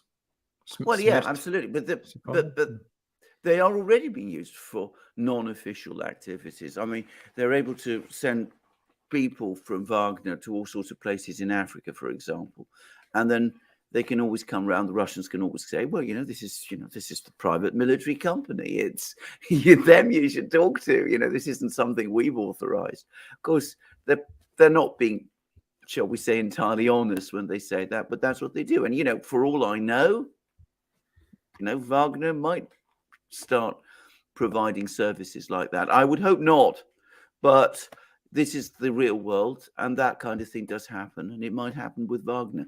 I hope not, but there we are. Yeah, DJC says this article brings forward several new ideas we should be aware of percolating in the global south. And there's a link to an article. I'll send you the article, Alexander, Fine. that Right. was dropped in Locals. Blues Note says the Congress and Senate are completely debauched. Their divisive Hegelian dialectic two-party system is not supported by anything in the Constitution. Cultural Marxism in the universities and fiat banking system have been wreaking havoc on the nation that does not resemble what our forefathers gave us. The thread, our Second Amendment, stalls them. We're the only ones who can right this disgusting government. Well, you express yourself emotionally, but I fundamentally agree with what you say. I mean, I wouldn't express it in that kind of way, but it is undoubtedly the case that the political class, the Uniparty, if you like, you can call it by many names, has departed increasingly from the concept of the United States that's set out in the Constitution, and which was conceived as it was conceived by the founders. And that's a fact. I mean, you only have to read the Constitution to see that for yourself. It's not a difficult document to read. In fact, it is incredibly clear. Yeah. Commander Crossfire says, aren't the neocons correct? I'm going after Russia first. Going after China first with a strong Russia backing them would be utterly pointless. I think that is true, up to a certain point. In that, I think that going after Russia, Russia is the weaker party, China is the stronger party. So you want to go after the weaker party before you go after the stronger one, and you deprive China of Russia's resources. You can see the kind of thinking. But I think what people like Ludwig are probably saying, and not just Ludwig, Josh Hawley, Ron DeSantis, those sorts of people, what they're saying is, look, we're bogged down in Ukraine. This whole thing was all about weakening Russia. It's not weakening Russia. It's weakening us. We're becoming overabsorbed in this thing. Our weapons supplies are becoming depleted. Meanwhile, China is getting stronger. So, let's stop this, because it's not working out in the way the neocons said it would. And let's instead focus on our primary adversary, which is China. And that's where we need our weapons to go. We need our weapons to go to the Pacific, not to this sideshow theater in Europe. So I think that's the argument that's taking place. I mean, you could see that makes more logic, actually. No, I want to add that, going after Russia is also not so much geopolitical, political, or strategic either. There's people who are going after Russia because this is like a life's work, like a Nuland or people like that, or even a Biden. There's a lot of people that feel like Russia ruined their game in Ukraine. There's a lot of politicians that are very upset that Russia stepped into Ukraine because they had a good thing going on from a monetary perspective. And then you have people like Nuland, who for them, this is a life's work. This is very emotional. Yes. There's a lot of ideology tied into it. Ursula, Nuland, Freeland, for all these people, their mission in life is to destroy Russia. So a lot of things are not even political or strategic or geopolitical. I mean, there's just people that have a bone to pick with Russia. Yeah, that is completely true. Yeah. That is exactly right. Commander Crossfire says, any update on the war in Yemen? Any word on it? This is the thing. Ukraine is draining attention away from all of these other conflicts. My understanding is the war in Yemen continues unabated. There was a lot of talk a few months ago, a year ago, that that MBS was trying to find some way of tamping it down, but it hasn't happened, and that the war goes on unabated in Yemen. And the Houthis continue to gain ground very slowly, very incrementally, but they do. And that's what I understand the situation in Yemen is at the moment. From Tyler Durden, Trump and then Musk attacked Nuland this week. This comes after the pipeline revelations. Is this consolidated move against neocons? I hope so. I'm not absolutely sure, but I hope so. By the way, can I just say, I mean, Nuland was very busy yesterday again. I mean, she was making all kinds of statements. And, if you follow them, damage control. Absolutely. Sorry, damage control. Sorry to interrupt you, but no, but you're absolutely right. You don't. Elon Musk tweeting about Nuland. I mean, it brings a lot of attention to Nuland, and I don't think she likes operating with the spotlight on her. I think she prefers to remain kind of in the shadows. That's my hunch. I don't know. What do you think? Absolutely. Oh, I completely agree. I mean, for one thing, bear in mind about Nuland, she exercises enormous power, but she's not elected. She's never held elected office, as far as I'm aware. Yeah. I mean, Trump calling her out is one thing, but Musk calling her out, I mean, I think that's that's someone he's not a politician. He's not in the political scene. He's not running for president, but he says that Nuland is responsible for the war. Pretty much, that's what he said, for escalation. It's a big tweet. Chris says, as an American, I want the UK to remain our closest ally in the long term, but it seems necessary to wean off each other's bad influences to preserve the reputation of our respective historical legacies. I completely agree. And I wish that your wise words could be heard by more people in London, because you're totally correct. This relationship that has evolved over the last 30 years is bringing out the worst in each country.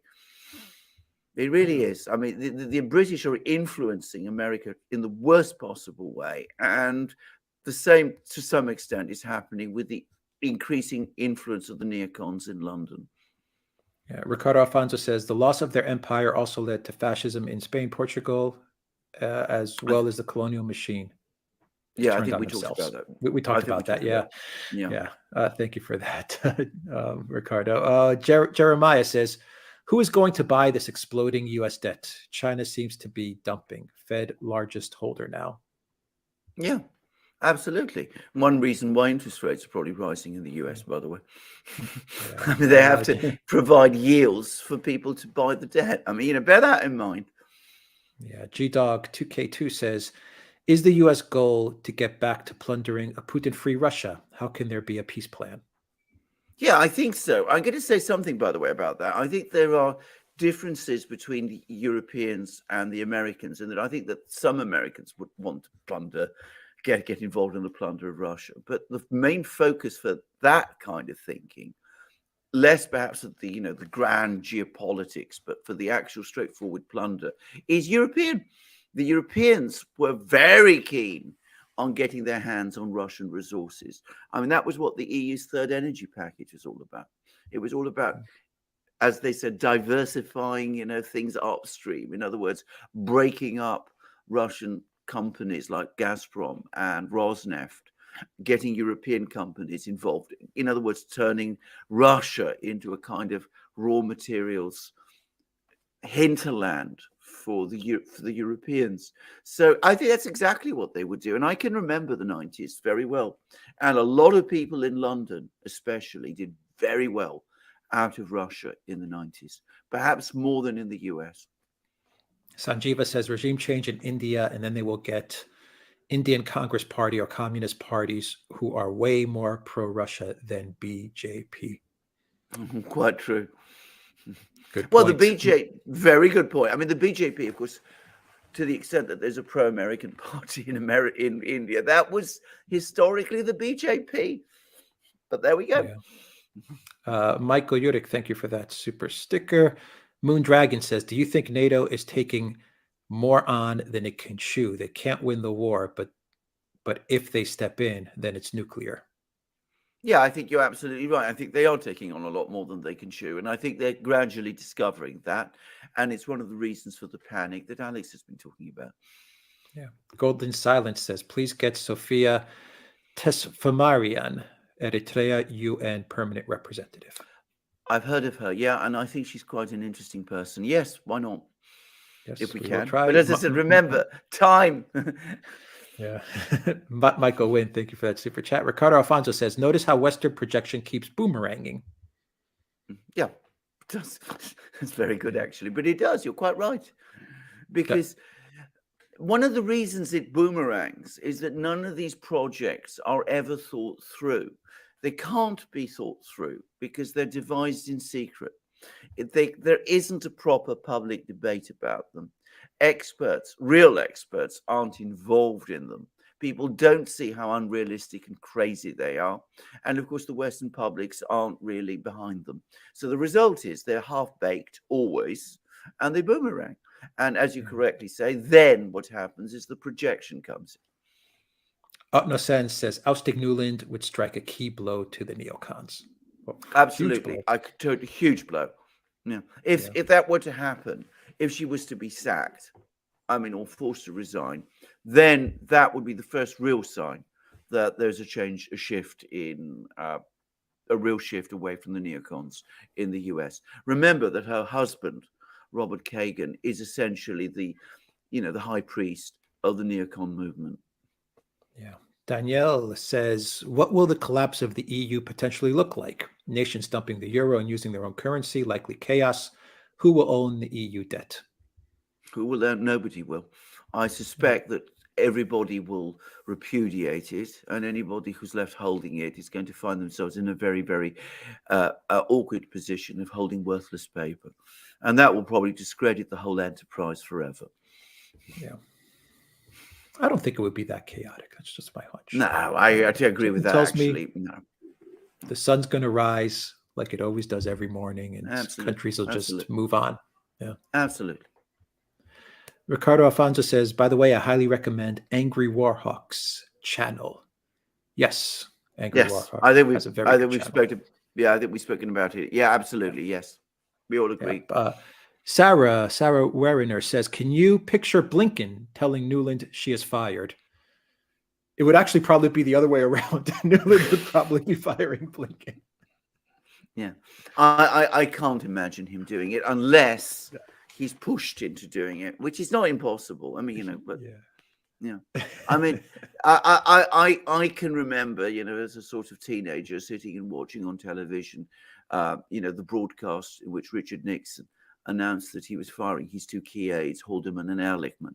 So it can happen, but that was in the middle of the Watergate crisis. Nixon's back was against the wall. It would need to be something like that before Biden was able to do that. And if Biden sacks Nuland, you can say also he's on his way out. Yeah. Bob says, look up whistleblower good day on your locals. Okay. Will do. Whistleblower good day. Sparky says, great to see the Duran. Great work. Mm-hmm. Thank you, Sparky. Baba Yaga says, can you give your opinion on my question above? Baba Yaga, I'm looking for that question. I'll get to it. I'll get to it, Baba Yaga. I'll get to it. Don't worry. Monica says, Stalin always linked North Korea to Berlin. Pressure on one affected the other. Is this what we are beginning to see? Possibly. I think the Russians they don't play this kind of game that Stalin to some extent did at the end of the Cold War. I think that they wouldn't perhaps use that kind of leverage in exactly that sort of way, like also Khrushchev did to some extent in the early 60s, when he was trying to leverage Cuba to put pressure on the West in Berlin. I don't think the Russians today would work quite like that, but perhaps something like that might come back. Yeah. Wayne Hall says, what will happen first? The U.S. out communists the former USSR or Russia out democracy the USA? I'm not going to try and guess that. Ricardo Alfonso says, bring on Seymour Hersh. Absolutely. Well, yeah, absolutely, yeah. Herman says, any news regarding Transnistria? Well, lots of news, very little precise information. I mean, the Moldovan government is denying, as we speak, that there's going to be an attack on Transnistria from Ukraine. Who knows? There's said to be large concentrations of Ukrainian troops in the area. We have been here before, was talked about previously, and eventually the Ukrainians were told to back off. And who knows, maybe it'll be the same again. I don't know. We'll just have to wait and see. Yeah. Graugak 1001, thank you for that super chat. Carl Stand, welcome to the Dran community. Bob Wildfish says, have you read the John Mark Dugan whistleblower letter about Nord Stream? It came out shortly after the incident. Posted on your locals. Yes, we have. Yes. Absolutely. Van Hawk Wong saying, thank you for that super chat. John M22 says, is there an opportunity for the Korean War to finally end, denuclearize, and reunify with security guarantees from China and Russia and evicting the U.S.? Yeah, I think we discussed this. I think yes, possibly, but I mean, don't expect it to happen tomorrow or the day after tomorrow. This would be a very, very protracted thing, and of course, it's important to stress that South Korea remains very connected to the US for the moment, and I think the South Koreans would be very, very unwilling to just break with the US. But it's not impossible. If the choice became that or being abandoned by the US. In a way that might put the future of South Korea and of the Korean nation in jeopardy, well, the South Koreans might decide to go down that route. It's not impossible. Yeah. Baba Yaga, if you can write in the chat, write the question. I can't seem to find it, but just put it into the chat right now, like the next minute or two, and I'll flag it. Red Z says, is Ukraine an Obama era deep state puppet? Yes. What more to say? Yeah. Mobius Zero says, will Japan ever break away from the U.S. or will Japan follow the U.S. into oblivion? Well, can I just say this? I think at some point, Japan probably will break away from the US. It's an ancient civilization. It's a very ancient country. I can't believe that it will remain for the rest of its existence in a state of vassalage to the US. But when that will happen and how, I don't know. Sparky says, if Russia doesn't leave Ukraine as a country, instead reabsorbing it into Russia, they won't need to worry about appointing a puppet government. I'm sure that there are a lot of people in Moscow who are saying exactly this. I don't know what the debates in Russia are, however. Zahir, thank you for that super chat. Carl Stand, thank you for that super chat. Irish Partisan, do you see the conflict escalating to include Moldova? Yes, it's entirely possible. It's very likely indeed. I don't say that it's a certainty, at least not yet, but it could very easily happen. I mean, I'm going to make a guess. The decision isn't going to be made in Kiev, and it's certainly not going to be made in Chisinau. It's going to be made in Washington, and I'm sure there's a debate going on at this moment in time. The neocons probably do want an intervention by Ukraine in Moldova. They're probably worried about the political situation in Moldova. There's probably other people, maybe in the military again, amongst the more, responsible people who are saying, we mustn't do this. It will enlarge the war. It will create a situation where Moldova, in effect, becomes involved in the war. And if Odessa falls, which probably at some point it will, then there's nothing to prevent the Russian army from moving further west into Moldova as well. And do we really want that? So I suspect that debate is raging in Washington, even as we're speaking. Oh, okay, here it is, Baba Yaga. Putin has stated there have been red lines. NATO crosses these red lines with no response. When will Russia make these people pay for the constant escalation and the use of American and NATO weapons to strike Russia proper? I thought we'd answered this question, actually. I said, that the Russians probably are saying to themselves, let's not be provoked into doing something that, might get out of control, escalate out of hand. Why should we? After all, we are winning. We're winning in Ukraine. Our biggest red line was over Ukraine. The West crossed it. We're responding. We are winning. Ultimately, our best and most complete response is to win in Ukraine, and that should be our priority. So I think that's what's the policy in Moscow at the moment. But as I also said, it might just be that the West does something that is so provocative that the Russians feel they can't ignore it, and they might be driven to respond, in which case we get into an escalation crisis like we've not seen up to now. Yeah. Commander Crossfire says Matt Gaetz called for U.S. troops out of Syria. Yeah, good for him. Yeah. Life of Brian says, there are some sensible people. There are some sane people in the United States, in the Congress, in the political system, which is more than you see in Europe at the moment. Yeah. Life of Brian says Trudeau's acts have been ratified by corrupt inquiries. Yeah, absolutely. I mean, the same happens in Britain, by the way. I mean, I remember about 10 years, 15 years ago, Tony Blair was investigated because he'd allegedly, in actuality, sold honours to put together a fighting fund for the 2015 election. And the police interviewed him and, told afterwards, and nothing was found. There was no reason to be concerned, and he was completely let off. So, inquiries like that happen in Canada, and they happen in Britain. And that's the way things are. Yeah, Viva Frey has been doing a great job covering everything going on with Trudeau and all of that. I mean, he's doing a really, really good job. Mobius Zero says, why is the Japanese government so foolish? Do they realize what countries like China and North Korea can do to it? Do they want Japan to go extinct? It seems Japan has a death wish. Well, I hope not. I mean, I think ultimately, as I said, Japan will come through. But I can also, to some extent, understand why Japan is taking the kind of line that it is. Like, it's the same, in some ways, a little like Poland. They see this colossus on their doorstep, China. They've had a very, very tough history with China in the past. And they say to themselves, well, we don't really want to be left alone with the Chinese, to deal with the Chinese by ourselves.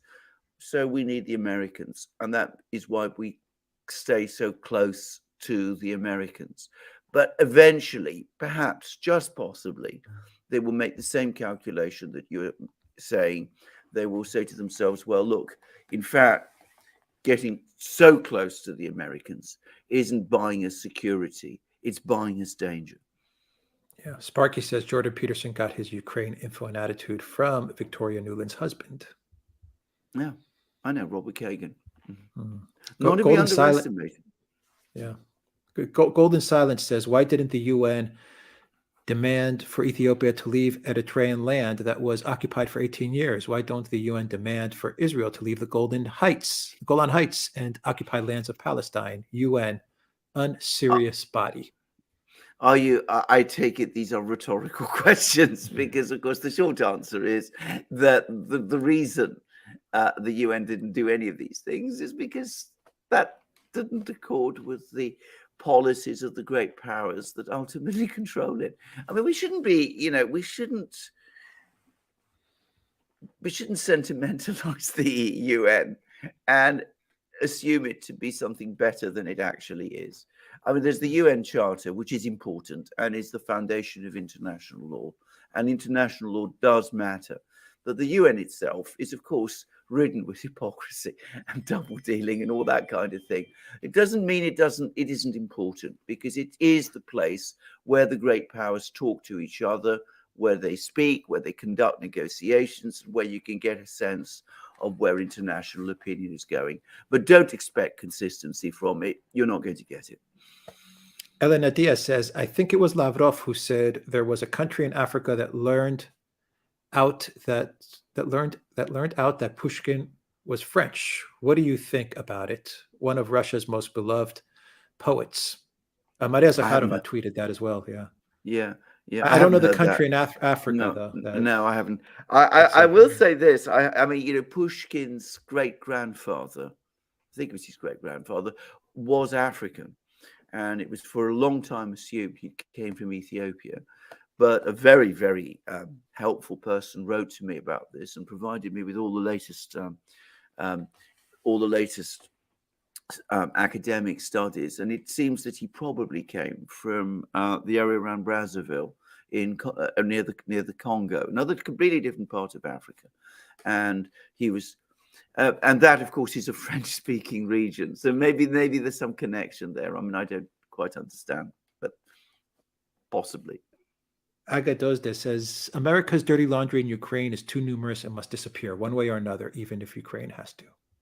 Yeah, I think that's a good point, actually. Elena Diaz says, do you know something about how the fly ban over Russia is affecting the European travel industry?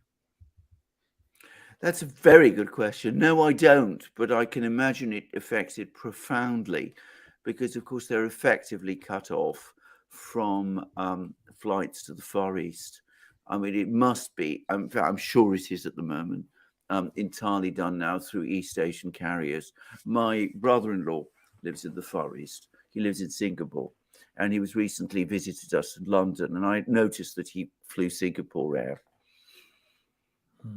Akali says, looking back through history, Japan have invaded China 5 times. It's not the right time, but I'm sure Japan is using the US to attack China, and then it will step forward. Don't underestimate. I think I'm sure that's right, but of course it's a reckless policy. It's a little bit like Poland again. The idea that they can somehow achieve their long historic objectives, not through their own strength, which isn't great enough, but by trying to get the Americans to do it for them. It's folly. It's folly for Poland. It will be folly for Japan. And I hope one day Japanese leaders understand that. Ricardo Alfonso says, FYI, Moldova's military is the size of Toronto's police force. They may have some issues with power projection. They might indeed. Very good point.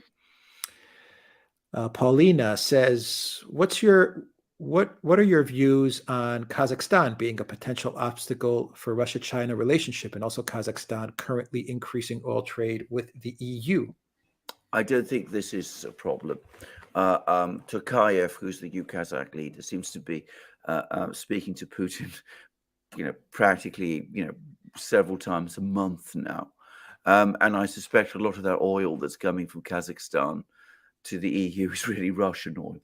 that's my guess, actually. So I wouldn't be too worried or concerned about it. On the contrary, I read a rather cross article in the Financial Times just the other day that the EU is now very suspicious of the trade that some countries neighboring Russia are now engaging in, and they're thinking that it might be sanctions bust. And I'm sure that Kazakhstan is high on that list. Sam K says, will Syria still meet with Turkey after their election in order to remove the US from Syria? I think so, but the election has to happen and Erdogan has to win.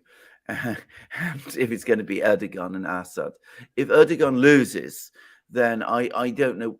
I don't know how it will play out, though I don't know of any political party in Turkey that supports continued intervention in Turkey. So it might even accelerate the reconciliation between Syria and Turkey. We'll see. At large 47, thank you for that super sticker. Shalendra says, why is Jeffrey Sachs blamed for Russia's economic problems in the 90s? Why indeed? Well, I think he go was ahead. there. He was there. No, but I think he explained. I mean, I don't want to speak for him, but I think when we did the first show, he explained how he was listened to on Poland, but he wasn't listened to on the Soviet Union, Russia, and exactly. He had two very different ways to deal with both of the economies, but Poland he was listened to and it went well, and Russia he was kind of overruled Yeah. on a lot of Yes. his advice. Yeah. Mm, I'm going to say it straightforwardly. I think the fundamental problem he ran into was that there were a lot of people in Washington who didn't want to see Russia revive. I mean, that's as simple as that.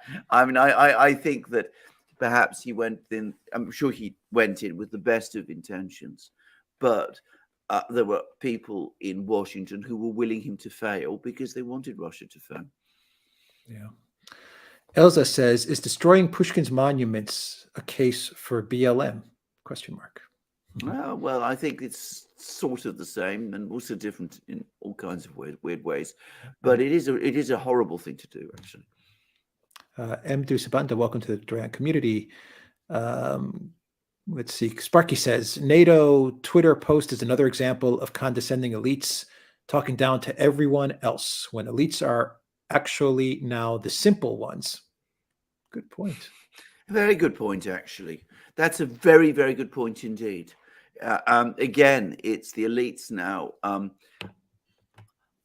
are less sophisticated and less understanding and have less human empathy than the people they condescend and patronize and talk about as, ordinary people. Well, that's a very good point. Alexandros says, Galispera, do you know why Yanukovych was driven to break off negotiations with the EU in 2013, 2014? He didn't break off negotiations with the EU. This is a complete myth. What he wanted was he suspended the EU association agreement, said, look, there's parts of it which have to be renegotiated because we need to preserve our free trade agreement with the Russians. And, can we therefore talk about those things and have a discussion to see if we can find a way round? And obviously we'll need to involve the Russians as well because they're the other party. And Barroso, who was the EU Commission president at the time, the EU, in other words, said, we are not prepared to change a single punctuation mark. Mm-hmm. It was the EU that refused to negotiate. Yep, exactly right. Commander Crossfire says, sounds harsh, but can the earthquakes bring the Syrians and Turks together, end the war, and come together against the Kurds and others? Possibly. I mean, it's entirely possible. I mean, we'll just have to see how it plays out. Stephen says, does anyone think the Chinese planned this and paid some politicians off in Washington, make other countries see us as corrupt and foolish? Maybe I'm overthinking things. 2025. China. I think you probably are overthinking things, but all I would say is you're absolutely right in one respect, that this is playing out to China's advantage. Right at the start of the war, we were saying it's the Americans who have come out the winners. And of course, those of you who watched the program in which I was involved with Glenn Deason and Chomsky still thinks that. I've increasingly come around to the view that it's the China that's coming out the winner, and the US, which is in the end going to come out the loser. So that's what I think, and I think it corresponds closely with what you're thinking. I know the Chinese arranged it, but they must be sitting back and saying to themselves, this administration is making one mistake after another, and is playing into our hands. Yeah, Bruno says, what would be the economical consequences for the cordon sanitaire states in Eastern Europe after the Russian victory? Very good question. I'm not going to go that far because I don't know what the effect of a Russian victory in Ukraine is going to be in Eastern Europe, but I'm going to guess it's going to be profound, and we're going to see different, probably, and this is my one thing I will say, is I think we will see different responses in different states. So a place like Bulgaria, for example, which is very historically sympathetic to Russia, may respond in one way, and another place like Poland or Romania might respond in a different one. And we could see stresses, for example, in the Czech and Slovak republics, because there's, I think, feelings there are pretty divided. We could see Hungary pursuing different policies. We mustn't assume this is a consolidated, unified bloc. So they could each respond differently, but that there will be big responses. Of that, I have no doubt. Yeah, I've been hearing that in Slovakia they're having protests about the Um, conflict. They don't want any part absolutely, of it, almost on a weekly basis, absolutely. but no one's reporting on it. No, no, absolutely. No. That's entirely correct. The government, however, is determined to stick with this Hmm. policy, even though it's lost its majority. It's suffered, I believe, a vote of no confidence in the parliament, but it's still there, clings on, and it goes on. And of course, it's doing what governments that are under pressure now in the EU and in Moldova and the rest always do. They say it's all part of Russian destabilization. Yeah. Lena, welcome to the Duran community. Craig says, 100. I am 70 years old because of the Duran and others. I can no longer watch broadcast media. They're too slow reporting and talks too much about all the media personalities. They're also neocons. I don't want to get bombed. Never felt more concerned. Thank you Well, for that, thank you for those Craig. very kind words. Yeah. We're all concerned. We're all concerned, Craig. Deborah says, pride goeth before the fall. Victoria Newland. Absolutely true. Deborah, Hubris, Elena, hubris, as we hubris. say in Greece. Yes, Hubris. Yeah. thank you, Deborah, for that. Elena says, why do people conflate neoliberalism with Marxism? They are historical enemies. In Russia, they are very clear about the differences and they viscerally despise neoliberalism. That's absolutely true in Russia, but of course, I mean, Marxism can be interpreted in different ways in different places. What I will say about it is this: if you look at the antecedents of many of the people today who are either neocons or neoliberals, surprisingly enough, you will find a Marxist background in many of them. I agree that ideologically there are substantial differences, and if you're talking about, the type of Marxism that evolved in Eastern Europe, in the Soviet Union, the differences are so great that you can't really see a connection between the two. But I can understand why some people find a connection because, to be frank, it does exist. And I think also, Gramscian Marxism, that of Antonio Gramsci, who was never very popular, by the way, in the Soviet Union. I think you can see that some of his ideas do shade fairly closely into what we could call neoliberalism today. Yeah. Al59 says, the stupidity of the West astounds me. Instead of extending the hand of friendship to Russia, what do? They're doing the opposite, making it the boogeyman.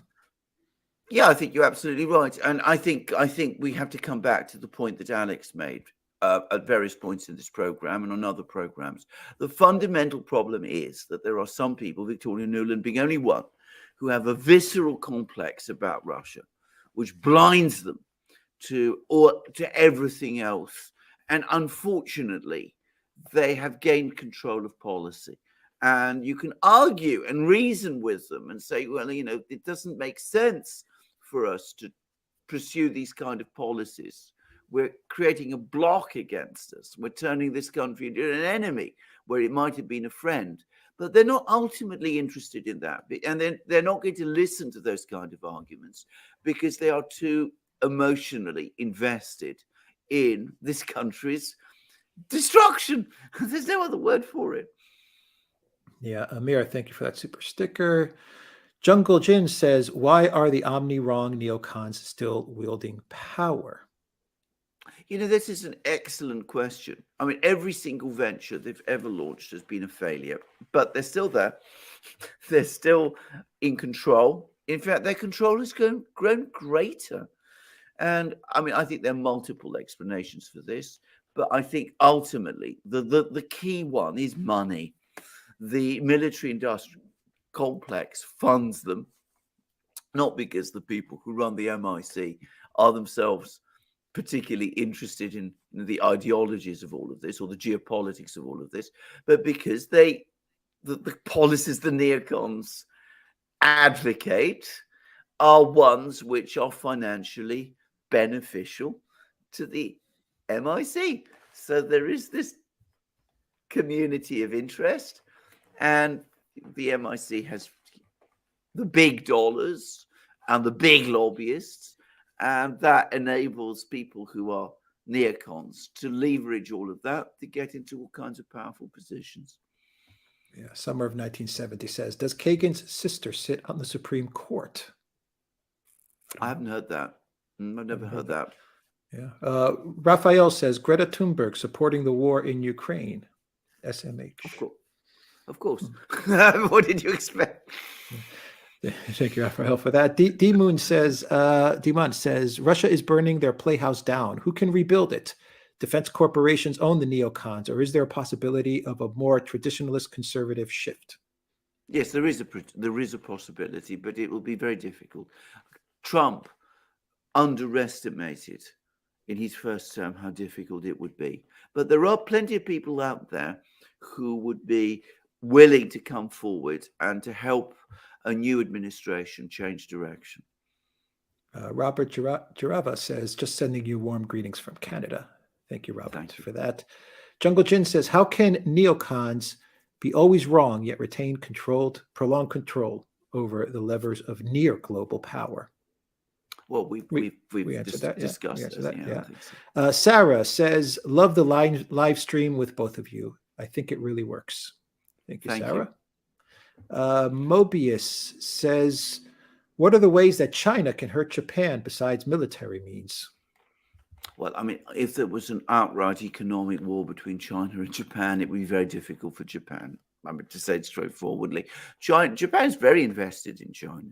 I mean, lots of Japanese companies have factories and things like that in China. I mean, I own a rice cooker, which is in theory from a Japanese. Well, it's from a Japanese company. When I bought it, I thought it was Japanese, but it had the made in China hallmark on it. So I mean, so you have all that going on. So it would be very difficult for Japan. Of that, there's no doubt at all. But maybe I don't know that it will come to that though. Sarah, thank you for that super chat. Thank you very much. Mark, thank you for that super sticker. Mark G. Red Viking says, Danish Prime Minister is a conspiracy theorist. Yes, I agree. Vladimir Fedorov says, Vlad from Norway here. Thank you for your outstanding contribution. I watch you both every day. Thanked Glenn Deason for the Chomsky program in person. Fantastic program. Yeah. I will. I'll pass that on. We are in constant contact. Let's see here. Custard Pie, thank you for that super chat. Debo, the Black Panther, says, love you guys. I sense that with Saudi Arabia, Iran, Venezuela, and others rushing to join BRICS, is this a clear sign that the rest of the world is sick of the bullying? Even Mexico is looking to join. Yes, was the short answer. You are completely correct. I mean, they are sick of the bullying. And we've done a program, which I'm not sure which come out yet, but it will very soon, about the Chinese position paper about US foreign policy. And the Chinese sense that people are becoming sick of the bullying. And that's why they're just now making this big pitch that they're going to be making, which is attacking US foreign policy head on, because they know that people are just getting tired of all of this. Yeah, I'll get that program up. I'll try to get it up tonight or tomorrow morning. Yeah. Jungle Jin says a Hungary and Serbia alliance would make sense.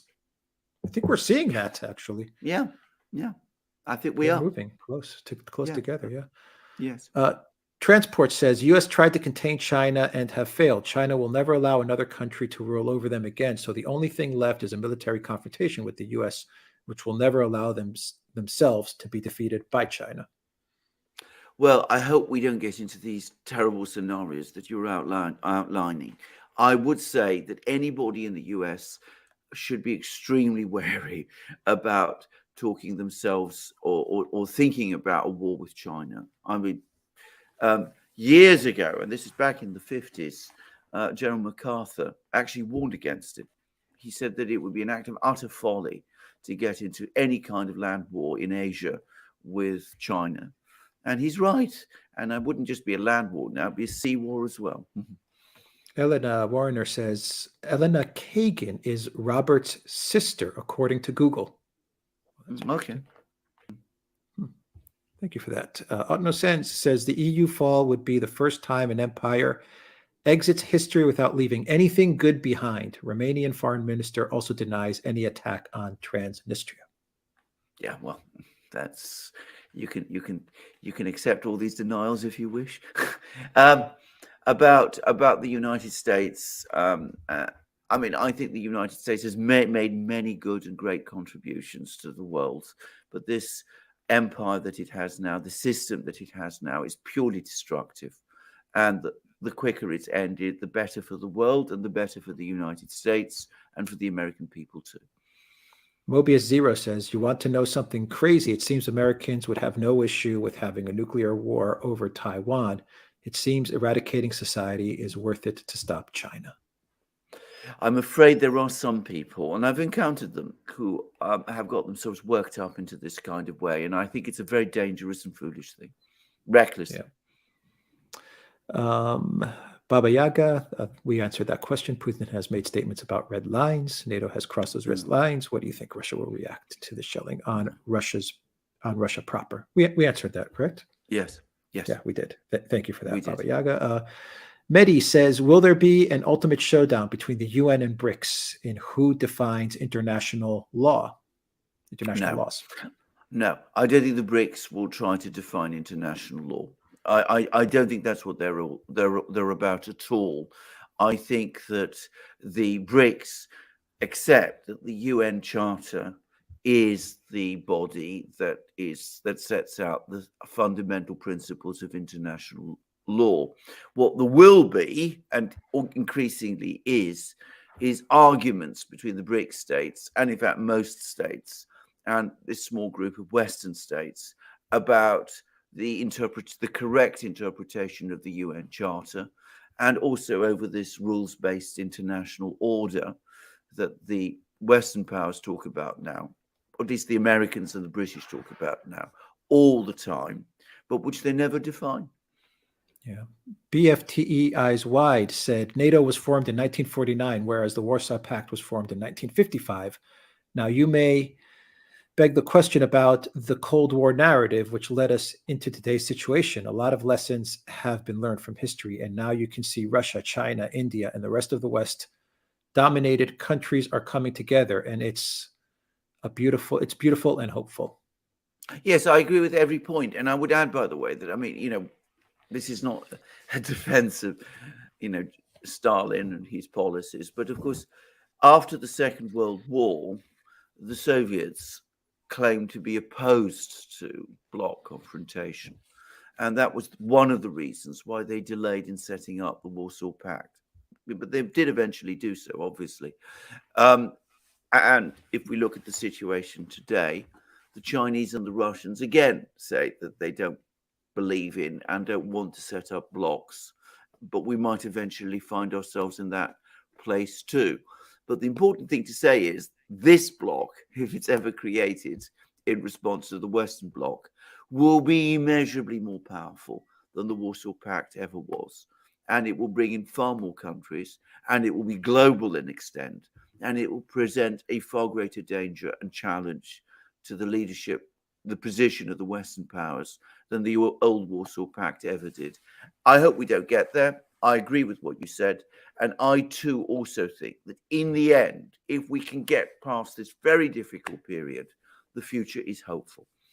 Yeah. Sparky says DC decision makers are at best 2 months behind on Intel, usually decades. 2 months is forever. They should subscribe to the Duran and get current.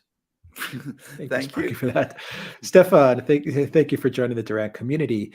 Roman says, how much longer do you think the U.S. has before needing a peace deal with Russia to prevent overcommitment to Ukraine?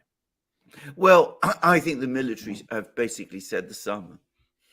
And I don't see why I would disagree with that. I think that's about right. I think, they've got until the summer. And then after the summer, things begin to move a lot faster.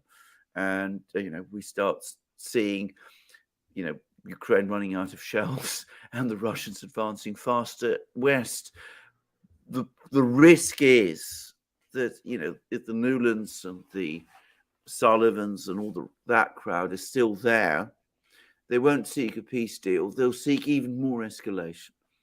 Yeah. Summer of 1970 says, no conflict of interest having Kagan's sister sitting on the Supreme Court. Seems like one to me. Well, of course. Yeah. I didn't know that, actually. Yeah, I didn't know that either. Ryan says, I previously asked about Patriarch Bartholomew's role in the religious aspect of this war. Turkey is pivoting east. Will he become even more isolated?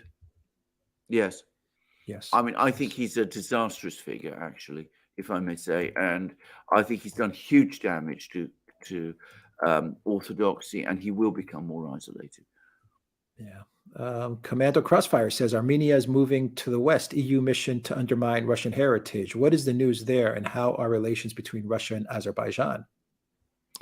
Well, that's a very complicated question because so far and for the moment, Russian relations with Azerbaijan seem to be getting better, and that's worrying Armenia a lot. And there's been arguments between Armenia and Russia, and the Russians and the Armenians have had many meetings, and Putin has to speak to Pashinyan, the Armenian prime minister, and reassure him, look, we're not actually letting you down. We're still concerned about you. So this is a complicated thing, but it is interesting the extent to which Azerbaijan, I think, look, the initiative is coming more from the Azerbaijan than from Russia, is starting now to leverage. It's starting to tilt more to Russia.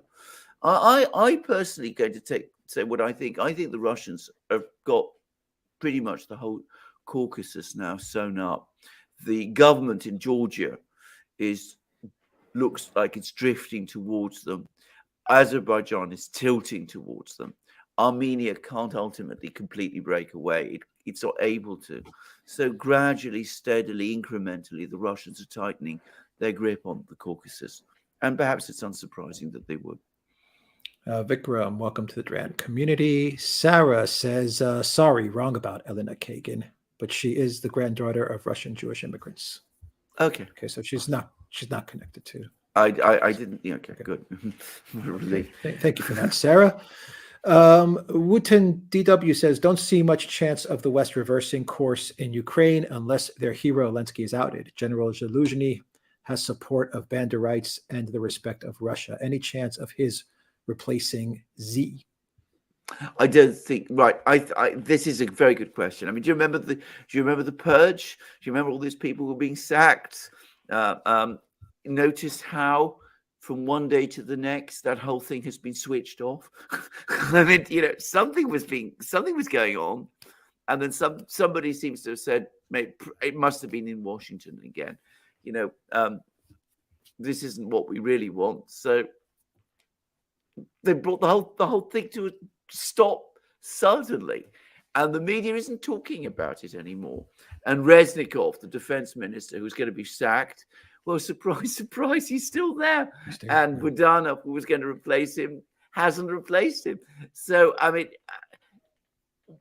what this all shows is that there's some kind of push-pull going on. It shows that policy is being made on the fly again. But I have to say, I think that if Zelensky does go, which perhaps one day he will, I'm starting to think it probably won't be Zaluzhny. I think he's now too implicated, if you like, with Zelensky to be a credible replacement. Just a guess. Mobius Zero says, what will historians say when either North Korea or China eradicates Japan with their nukes? Japanese extinction, anyone? Well, let's hope it never happens, because if such a thing does happen, history will say it was an appalling tragedy and a complete disaster. And, Japan is an ancient civilization. It's achieved great things. Its art is amazing. Its cuisine is, maybe that sounds a trivial thing to say, but its cuisine is extraordinary. It's done great poetry, great painting.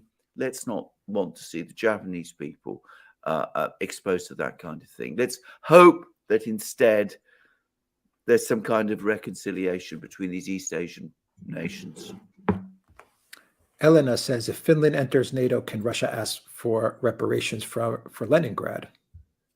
That's a very good question indeed. Now, of course, it's a complicated story because in 1940s, the Russians basically they didn't absorb Finland into their system. They didn't impose a communist government on Finland, but they did insist on Finnish neutrality. And there was a treaty whereby Finland agreed to be neutral.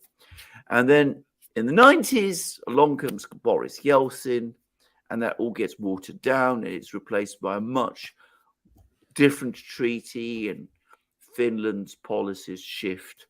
But I do know that a lot of Russians feel very, very angry about Finland. They feel that it betrayed the promises that it made in the 40s.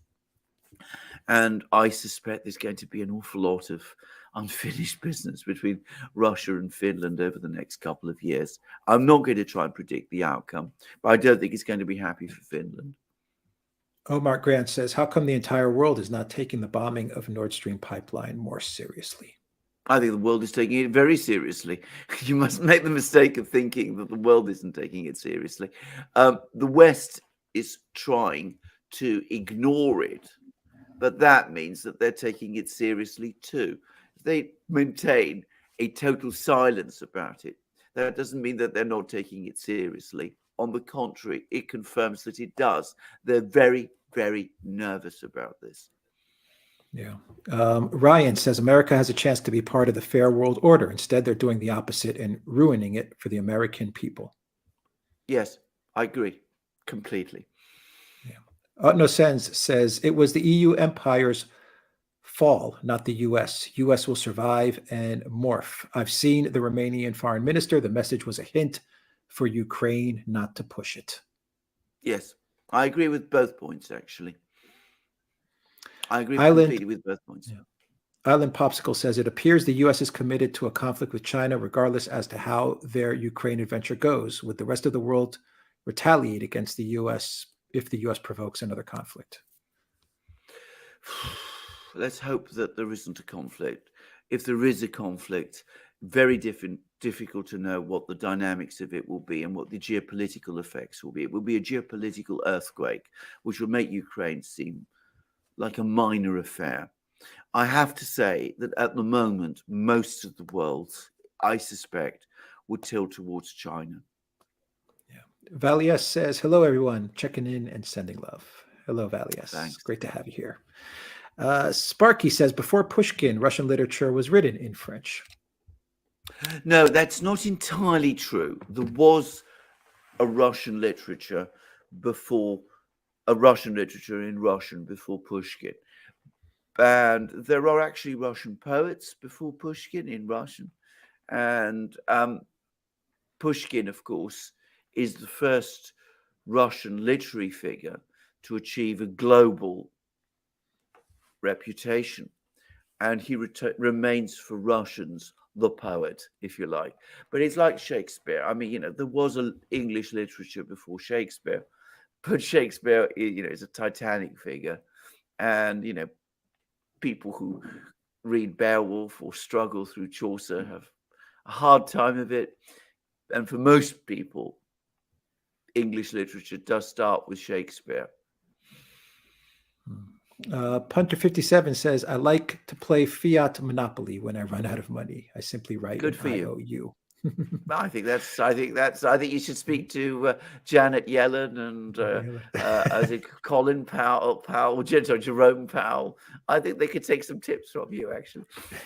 Al 59 says Russia was meant to suffer by the sanctions. How is this working out for the West? Vlad is laughing all the way to the bank.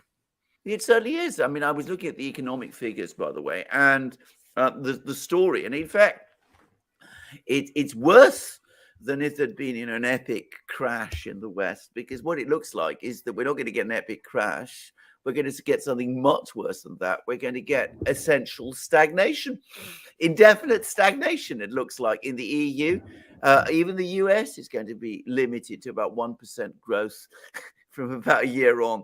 And this is terrible.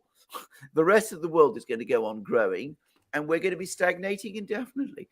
And this is a horrible outcome. And Russia is going to pick itself up and grow faster than us. The upcoming election from Rosary 9, the upcoming election in Nigeria is being sponsored by the U.S. government. There was an ad on Twitter. Is Nigeria facing election interference. Yes, it's the short Yes, it is. answer. Yeah. Of course it is. Yeah. Yeah. An ad with Blinken and Samantha Power in it. I saw that ad. I know. Yeah. Incredible. Yeah. Sarah says, this joint live stream really works. Great audience interaction. Thank you very Sarah, much. for that. Thank you very much for that. Where am I here? Raphael says, guys, I live in Vermont, 1 hour from Canada. Do you guys know that this country is about to be split in two? The coalition of the Indians and the Metis is real. These two want their own territory. I didn't know about it. Tristan says, what are the Goldies like with the little ones? I'm not sure I understand that one. The Not sure Goldies like with the little. I'm not sure I understand that. Sorry. Not sure I understand that. Oh, thank you, Tristan, for that super chat. Jungle Jin says, how does Russia supply landlocked Transnistria? Well, it does. I mean, believe it or not, it supplies it through Ukraine. And one of the great paradoxes, one of the most strange facts about this war is that so far, gas and oil have continued to flow across Ukraine, not entirely unimpeded, but certainly it's still able to flow from Russia at reduced quantities. In fact, as European gas reserves have fallen, which they have been, by the way, they're actually now buying more gas from Russia via the Ukrainian pipelines. You won't find many people talk about that. Let's see here. A lot of questions still left to get through. Orlando, thank you for that super sticker. Blinded by the Light says, the world order is so effed up and I can't get away. Keep the truth flowing. Love your work and passion. Cheers from Aussie. Thank you. Thank you for that. Chris says, interesting how Spain and the UK share similar modern dilemma and historic overextension, both blueprints to the US empire and embryonic attempts at globalism. Your thoughts? Absolutely. I mean, I'm not going to add much to that because I think your points are exactly right. I mean, if the United States wants to understand its dangers, it could do worse than study the histories of Spain and Britain. Yeah. mercouris says, what about Moldova? What is happening there? I think we've talked about Moldova. We've talked about yeah. No Sense had some good information as well about some statements from the Romanian foreign minister. Yeah. It seems like Romania doesn't want any kind of conflict there, which is a good thing. Zariel says, gents, my coffee contribution for not being able to help out, but excellent live today. Thank you so very much for your hard and continuous great work. God bless you both. Have a great weekend. Thank you, Zariel, very much. Thank you so much. Red Pill Scholar says, love you guys. We're all in your debt. God bless you. Thank you very much, Red Pill Scholar, for that. Mark says, Bojo keeps talking about Ukraine retaking Crimea, does not explain what will happen to the people of Crimea. 70% Russian, 50% Tartars, if this happens. Oh, yeah. I mean, that's something that nobody in Britain ever talks about. I mean, it's hardly ever discussed. I think Bojo has been a disastrous influence over this war, actually. Once upon a time, British prime ministers acted as a force for restraint in these kind of conflicts. Margaret Thatcher did, by the way, on relations with the Soviet Union, as we now know, more so in private than in public, which she did. Before that, Harold Macmillan did. If you go back even further, Winston Churchill did. They tried to act to restrain and tamp down crises when they arose. Bojo has inflamed this one, and I think it's perhaps the worst thing he's done since he became a prime minister, and he's still doing it even now when he's no longer prime minister. Yeah. Greg001 says, apologize for joining late. Have you further discussed the threats vis-a-vis Transnistria, likely trajectory? Yes, I think we have. What at great length. Thank you, Greg, for that. We have. And we don't have much info, to be quite honest. We have statements from the Russian Ministry of Defense. We have some statements from the new prime minister of Yeah. Moldova, but that's it really. And Mobius Zero lots says of rumors lots of as well rumors. Yeah, about lots of them, yeah. rumors. Yeah. Mobius Zero says, I'm sorry about all the Japan talk, but as a country that I am extremely fond of, I don't like how Japan is digging its own grave at all. Yeah, I agree with that. I mean, I think Japanese policy is completely wrong. And I think Japan should seek peace with China and should seek peace with with Russia. And I agree with that. I completely agree with that. But, I think we've discussed Japanese policy at length. I hope one day Japan, an ancient country as it is, will find its way and will break away from all of this and will seek peace with its neighbors. Yep. The lone gunman says all the majors are in Nigeria, Dutch Royal Shell, British Petroleum, Exxon. It's their oil colony. They are drooling over the pools in the Urals and Georgia. The West runs on oil. EU is dying without it. This is the last grab. Yes, I agree with this completely. And can I just say, and this is one of the things I used to hear people say back in the 90s, that that Russia was Nigeria with snow. So that gives you an idea both about what they used to think about Russia. I actually heard people say that, people who were involved in Russia at that time, and that was what they wanted it to become. So that tells you what they think about Russia, and it also tells you what they think about Nigeria. And I think Nigerian people should be aware of that and be awake to it.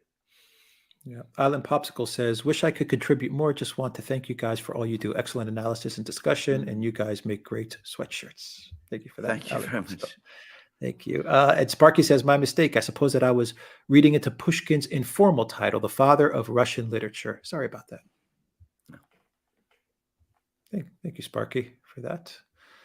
Elza says, what's your take on Russia's suspension of START? Well, I'm very depressed about the whole business. I mean, it seems to me that arms control is collapsing, and we've just seen another case in point. I don't think that I'm not particularly critical about what the Russians have done. I think it was inevitable. I mean, as far as I can see, the Americans were no longer cooperating with the Russians on inspections. That's what Putin says. I don't see anybody contradicting that to any great extent. You can't have a situation where one party conducts inspections and the other doesn't. And as Putin rightly said, they talk about destroying Russia, fragmenting it, breaking it up. And at the same time, they say that we should have a right to inspect Russian nuclear facilities. It doesn't make any kind of sense. And of course it doesn't. So I hope eventually we get back to some kind of arms control regime, but it won't be for years, I'm afraid. And in the meantime, all that hard work done by all those people from the 1960s through the 70s, 80s, 90s, and early 2000s has gone to waste. Kelly Klein, welcome to the Rad community. Ryan Winter says, I wonder, wouldn't getting a land bridge to Slovakia, Hungary, and through the latter to Serbia be an incentive for Russia to go all the way to the border with Poland? Yes, I think it would be. And I'm sure there are people in Moscow who are making that very point.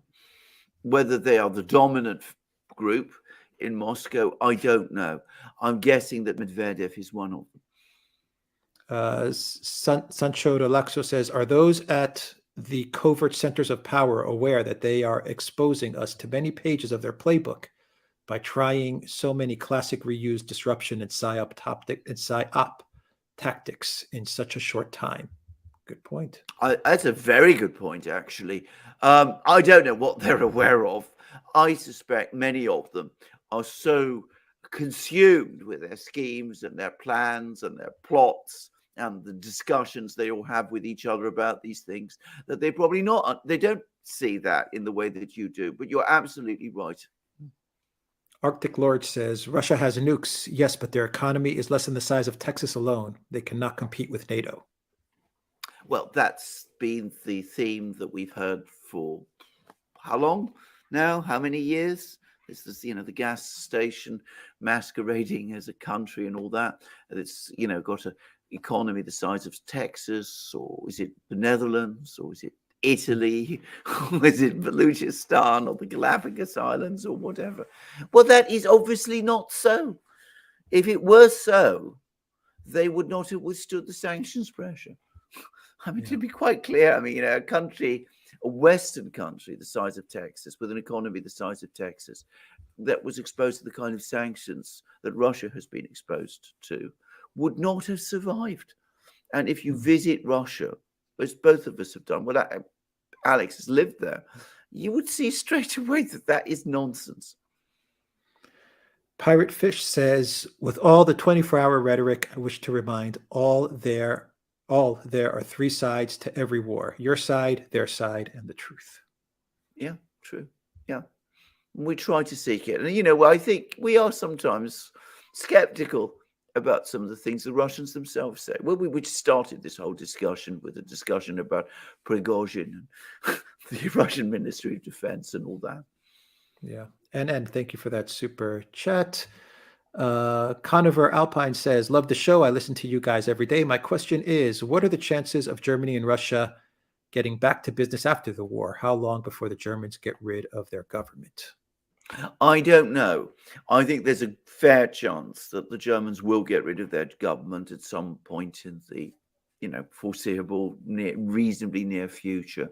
But I think that the problem is that the Russians have seen how much hostility to them there exists in Germany, and how unstable this relationship with Germany that they'd worked so hard to build actually was, that I think they'll be very, very, very careful, very wary about rebuilding the relationship in the same way again. I think permanent damage has been done to it. Yeah. On the previous question, I said the 24-hour, it was the 24th rhetoric, meaning, I guess, the 24th of February. Oh, I see. Okay, right. Okay. My mistake. Sorry about that. Okay. Fish, Ali Sikander said, lots of countries can say no to the U.S., like African countries, Brazil, Saudi Arabia, Cuba, but why can't Germany? What is stopping them to defy America? Well, I think there's two things. It's a good question. I think there's two things. First of all, never underestimate the Atlanticist bloc within Germany. The United States has been heavily involved in Germany since the Second World War. That there are lots of people in the intelligence community, in the media, in the business community, and of course in the political class with strong ties to the United States. And I think that's always a very powerful lobby group there. I have to say, though, and this is a shock to me, it's absolutely clear to me now that there is also, separately from this bloc, another bloc, the two overlap, obviously, but there is also very strong continued resentment and hostility towards Russia. I mean, Ursula von der Leyen is being a case in point. So, I mean, that is, I think, the problem. It's clear that there are still far too many people in Germany, especially within the political class, who straightforwardly still hate Russia. And I think this has come as a shock to the Russians, and it's come as a big shock to me. Yeah. Balke says, dropped into the news just now and saw Chinese is 10 points. I note that 1, 2, and 8 are unverifiable. Yeah. You mean this is about the peace proposal? Yeah, I think that's right. Yeah, I think that's right.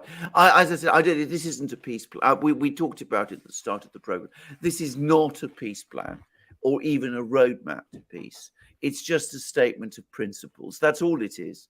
It's signposts certain general ideas that the Chinese have about how a crisis like the one in Ukraine ought to be resolved. But it makes proposals which the West will never accept. And you have to go to the start of our program where we discuss it. Taite says, what is the neocon's origin? Is the neocon today different from the ones in the past? Right. I think the origin of the neocons goes back to the 60s. And I think you will find that they are people who became swept along in Vietnam over the Vietnam War.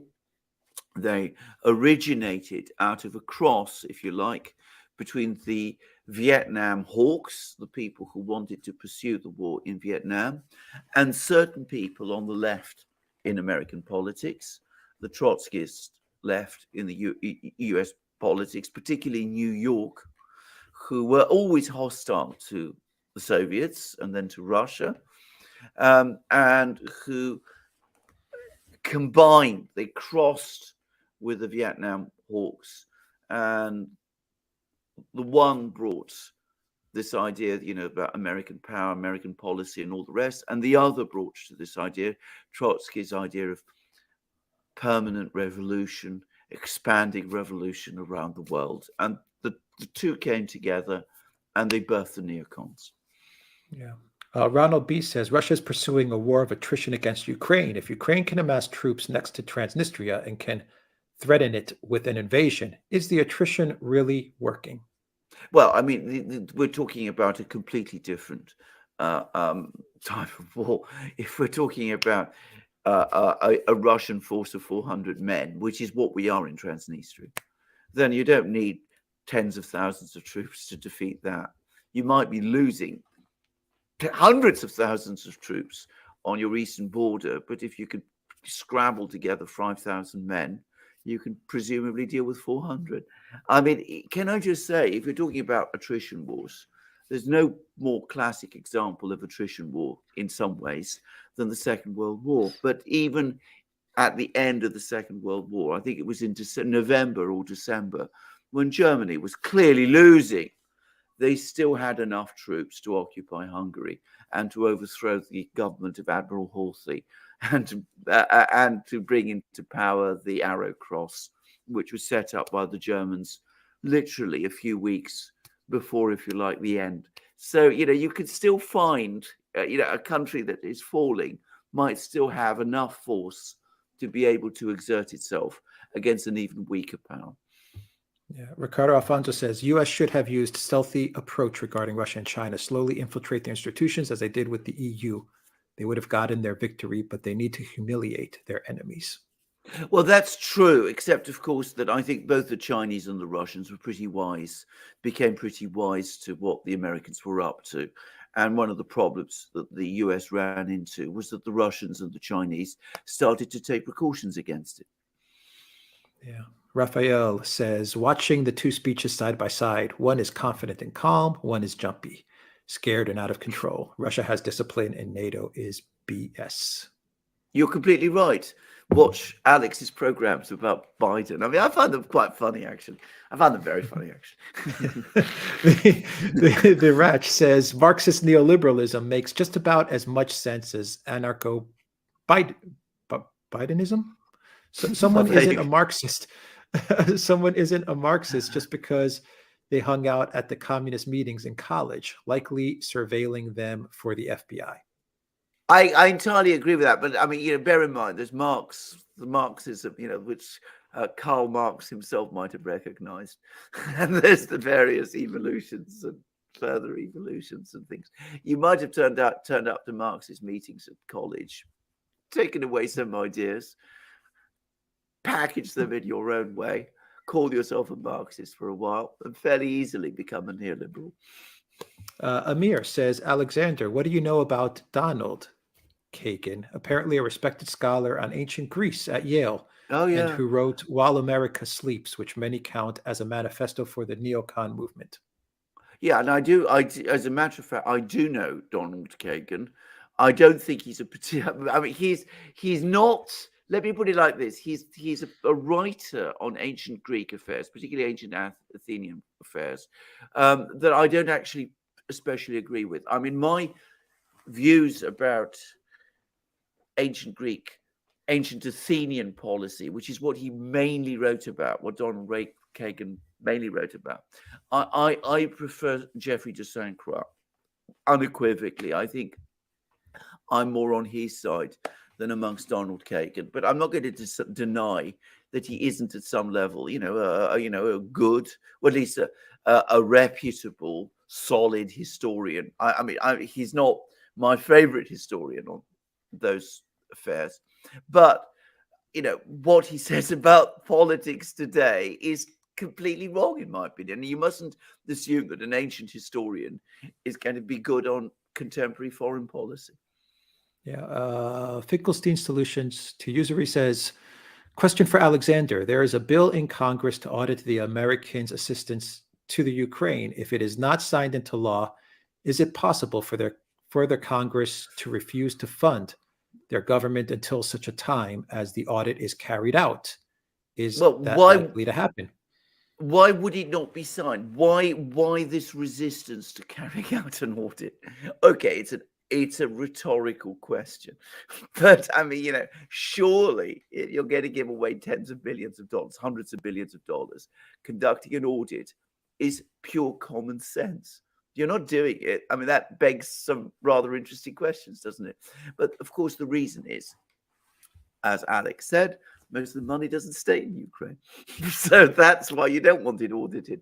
And given what you're talking about, I would have thought, I'm going to say this. I mean, if it's audited, perhaps it disincentivizes some people from sending money to Ukraine. Of course. It might make it more difficult for Congress to actually vote these packages through.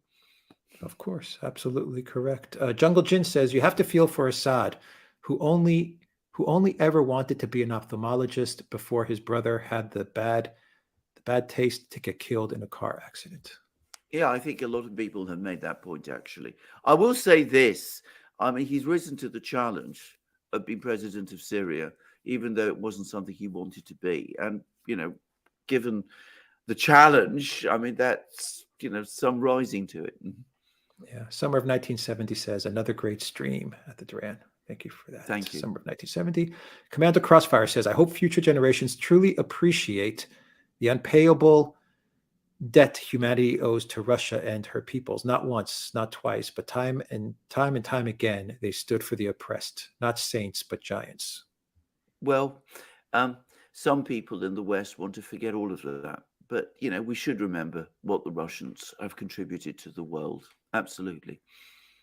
Alan Popsicle says, it appears the U.S. is committed to a conflict with China, regardless of how their Ukraine adventure goes. Actually, we answered that. Thank you, Alan Popsicle, for that. Chris says, politics is now all an inversion. Foreign intervention by state is benevolent and noble, while broader society behavior is flawed and evil. Inversion of reality. You're completely right. It's one of the things that is very disturbing and which we should guard against and recognize. Tired looking for names says, some say that Ursula's great-grandfather lost textile factories after the revolution in Russia. I didn't know that, but it wouldn't surprise me at all. Yeah, wouldn't surprise me. Beardman, thank you for that super sticker. Golden Silence says, we are living in clown world. Germany got a prawn star as its foreign minister. Van der Stupid got her troops running around with brooms for the NATO training exercise. Laugh and cry, or cry and laugh. I think you and Alex need to team up. Yeah, probably. Let's see. What is going on in Moldova? What is happening there? We answered that. Red Viking says the Danish prime minister says Russia will invade NATO. Okay. Thank you for that, Red Viking. Frank, welcome to the Duran community. Island Popsicle says there's a lot of worry about Japan if war breaks out in East Asia. But what position would South Korea take? Seoul is right next to the DMZ. Would they be eager to become a battleground and fodder? Well, I think we talked about South Korea now exhaustively. I mean, we'll see what the South Koreans do. I mean, they do have potentially the power to change things radically in Asia if they choose to exercise it. And I think conceivably one day they might do. A different perspective says, how do you share the state of things with family? Can't be easy researching this every day. Thank you for your work. That's a very good question. Well, you give up other things like sleep, for example. Well, actually, that's an exaggeration, but I do manage to balance things out, and I'm sure Alex does as well. One has to work hard, and one has to work hard with one's family. I mean, I think I spend a lot of my time with my family. Jeffrey, thank you for that super sticker. Tatiana Carmichael, thank you for that super sticker. A different perspective says clearly economics are not defined by GDP, but as carefully as a careful management of available resources. Maybe that's why they're separating. Russia will be fine with BRICS. Absolutely correct. I mean, that's entirely. I mean, GDP was never intended to be used as this sort of statistical tool for measuring the size of economies. The person who came up with the idea in the 30s, I believe, has always said so. He was always very critical of the way GDP was being misused in that way. But, people still do it because it's easy to goose up GDP, to make it look bigger than it really, bigger than the economy really is. From Darren, U.S. openly announced plans to take on China. China knows it's next. So why does China not openly announce support for Russia and start sending weapons? Well, it might do, though I don't know. But I mean, I don't think Russia particularly needs huge numbers of weapons from China. And I think what the Chinese are doing, and they're doing it very skillfully, is that they're saying, look, maybe the Americans are coming after us, but if they are, please be aware, we stand for an alternative way of conducting international relations. We're not there to bully people or harass them or do those sort of things. We're ready to work with people, not go against them. And I think that's what the Chinese are doing. And by doing that, they're bringing more and more countries on side with them, so that if there is eventually this great clash with the United States, China won't be alone. Zeus Thunderbolt says war against Russia will not end as it's promised to not use nuclear weapons. First has rendered it impotent and not a country to fear. Your opinion on war against a non-nuclear country? I'm not sure I understand that. I mean, I think if you start war with a country with nuclear weapons, then you are inviting huge danger upon yourself. I mean, the Russians are making that point all the time. Wars between countries which don't have nuclear weapons, I'm afraid they still happen, and they happen quite a lot in all sorts of places. Wolvern, welcome to the Dragon community. Born Jedi says the world consumes 97 million barrels per day. We have about 41 years of oil left at current consumption levels and excluding unproven reserves. Do you gents think we have reached peak oil? And is all this debacle a symptom? I'm not an expert on this whole peak oil thing. I mean, I remember it's a big issue before the shale revolution came in, and then you heard less about it. Perhaps we have. The Saudis, for one, and Putin himself also, by the way, are saying that the problem is not that there isn't oil around. It's just that with the climate change agenda, there hasn't been the investment in extracting it. And that means that there's going to be a fall in production of oil in the next couple of years, even as demand remains high, and that's going to push up oil prices. And that could be a major factor in the way countries are acting. Electric Beaver says Ted Cruz on his podcast Verdict, he claimed Biden's first response to the Russian move into Ukraine was to offer Zelensky a ride out. Ted's claim is that Biden was going to abandon Ukraine. No, I don't believe that at all. I think that's Ted Cruz trying to make Biden look weak. And Ted Cruz has always been, I mean, in many ways, he's a clever man, but he's always been ultimately a neocon. And at the same time, on the Republican side. So I don't give any credence to that. Elena Diaz says it's very quiet on the Kaliningrad front, isn't it? Actually, Poland says that they've erected barricades on the borders with Kaliningrad. Yeah, absolutely. Yeah. That was announced today, actually. Yes. Elena, yes. And they have photos. Yes. Yeah. Chris says it's hard to understand Germany's position. Could the reasons be found in history, GDR, Stasi destabilization, Weimar Germany, denial of eastward expansion, envy of Russian self-sufficiency and resources? I think the thing to understand about Germany, as I said, is those two things that I said. Firstly, there is an Atlanticist bloc in Germany, which is very powerful and which basically controls the media in Germany. The media in Germany has always been profoundly Atlanticist. And at the same time, it's clear that this historical anti-Russian stream in German politics continues and remains very strong. I have to say, I underestimated it. I thought it had gone, but it clearly does still exist, and it remains very powerful. Don Viejo says, politician is not a job, it's a diagnosis. Said. And Zarael says, guys, competing with Putin's speeches in length. Yes, we are. Thank you for that, Zarael.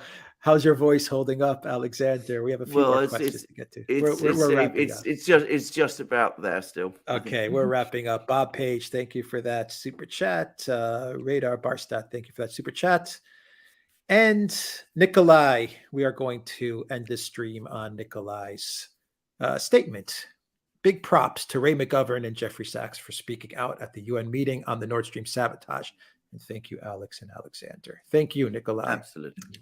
And thank you to everyone that joined us on this live stream. Oh, Craig Reinhardt says, it's been reported that China's CCP has 2 red lines for Taiwan. They are no expression of independence and no military buildup from the USA or Japan.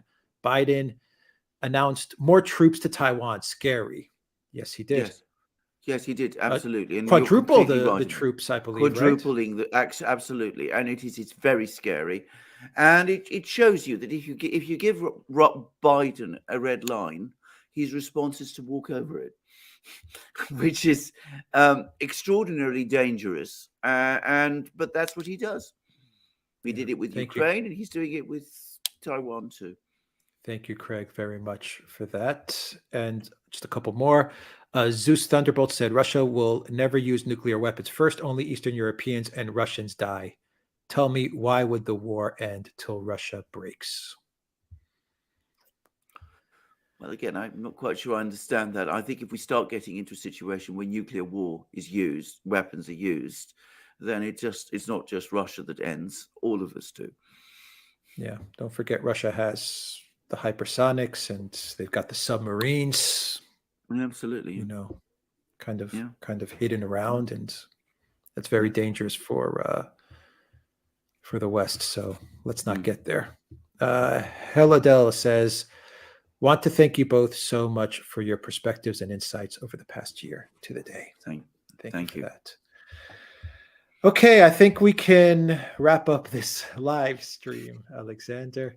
I said an hour and a half, and we went 2 hours and 45 minutes.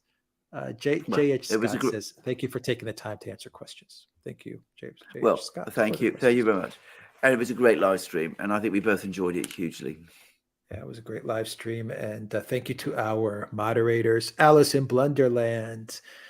Great to have you here, Alice. Great to have you with us, Valley S.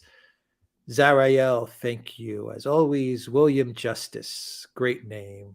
Great to have you here, William Justice. And Alan Watson was also with us, and the great Reckless Abandon as well. And Peter, thank you so much for helping us moderate. And I think that is everyone that helped us moderate. A big up to our moderators, the best in the world. Yeah, and I agree. Yes, J.H. Scott says, always learn a lot from both of you and the guests. Thank you, J.H. Scott. Paul, thank you for that super chat. And John Diamond says, what would you think about Donald Trump or another non-leftist coming into the presidency, declaring martial law? I think that would happen. I don't think it's going to happen. I don't think it can happen, actually. No, it's an interesting thought, but anyway. That would be an interesting news topic to discuss. It would. Absolutely. All right. Thank you to everyone that joined us on Rockfin, on Odyssey, on Rumble, on YouTube, and on Locals, the Duran.locals.com. Thank you to everybody. Have a great weekend. Thank you, Alexander. Let's get some rest, I guess. Absolutely. Put out some more videos. All right. Take care, everybody. Bye-bye. Take care.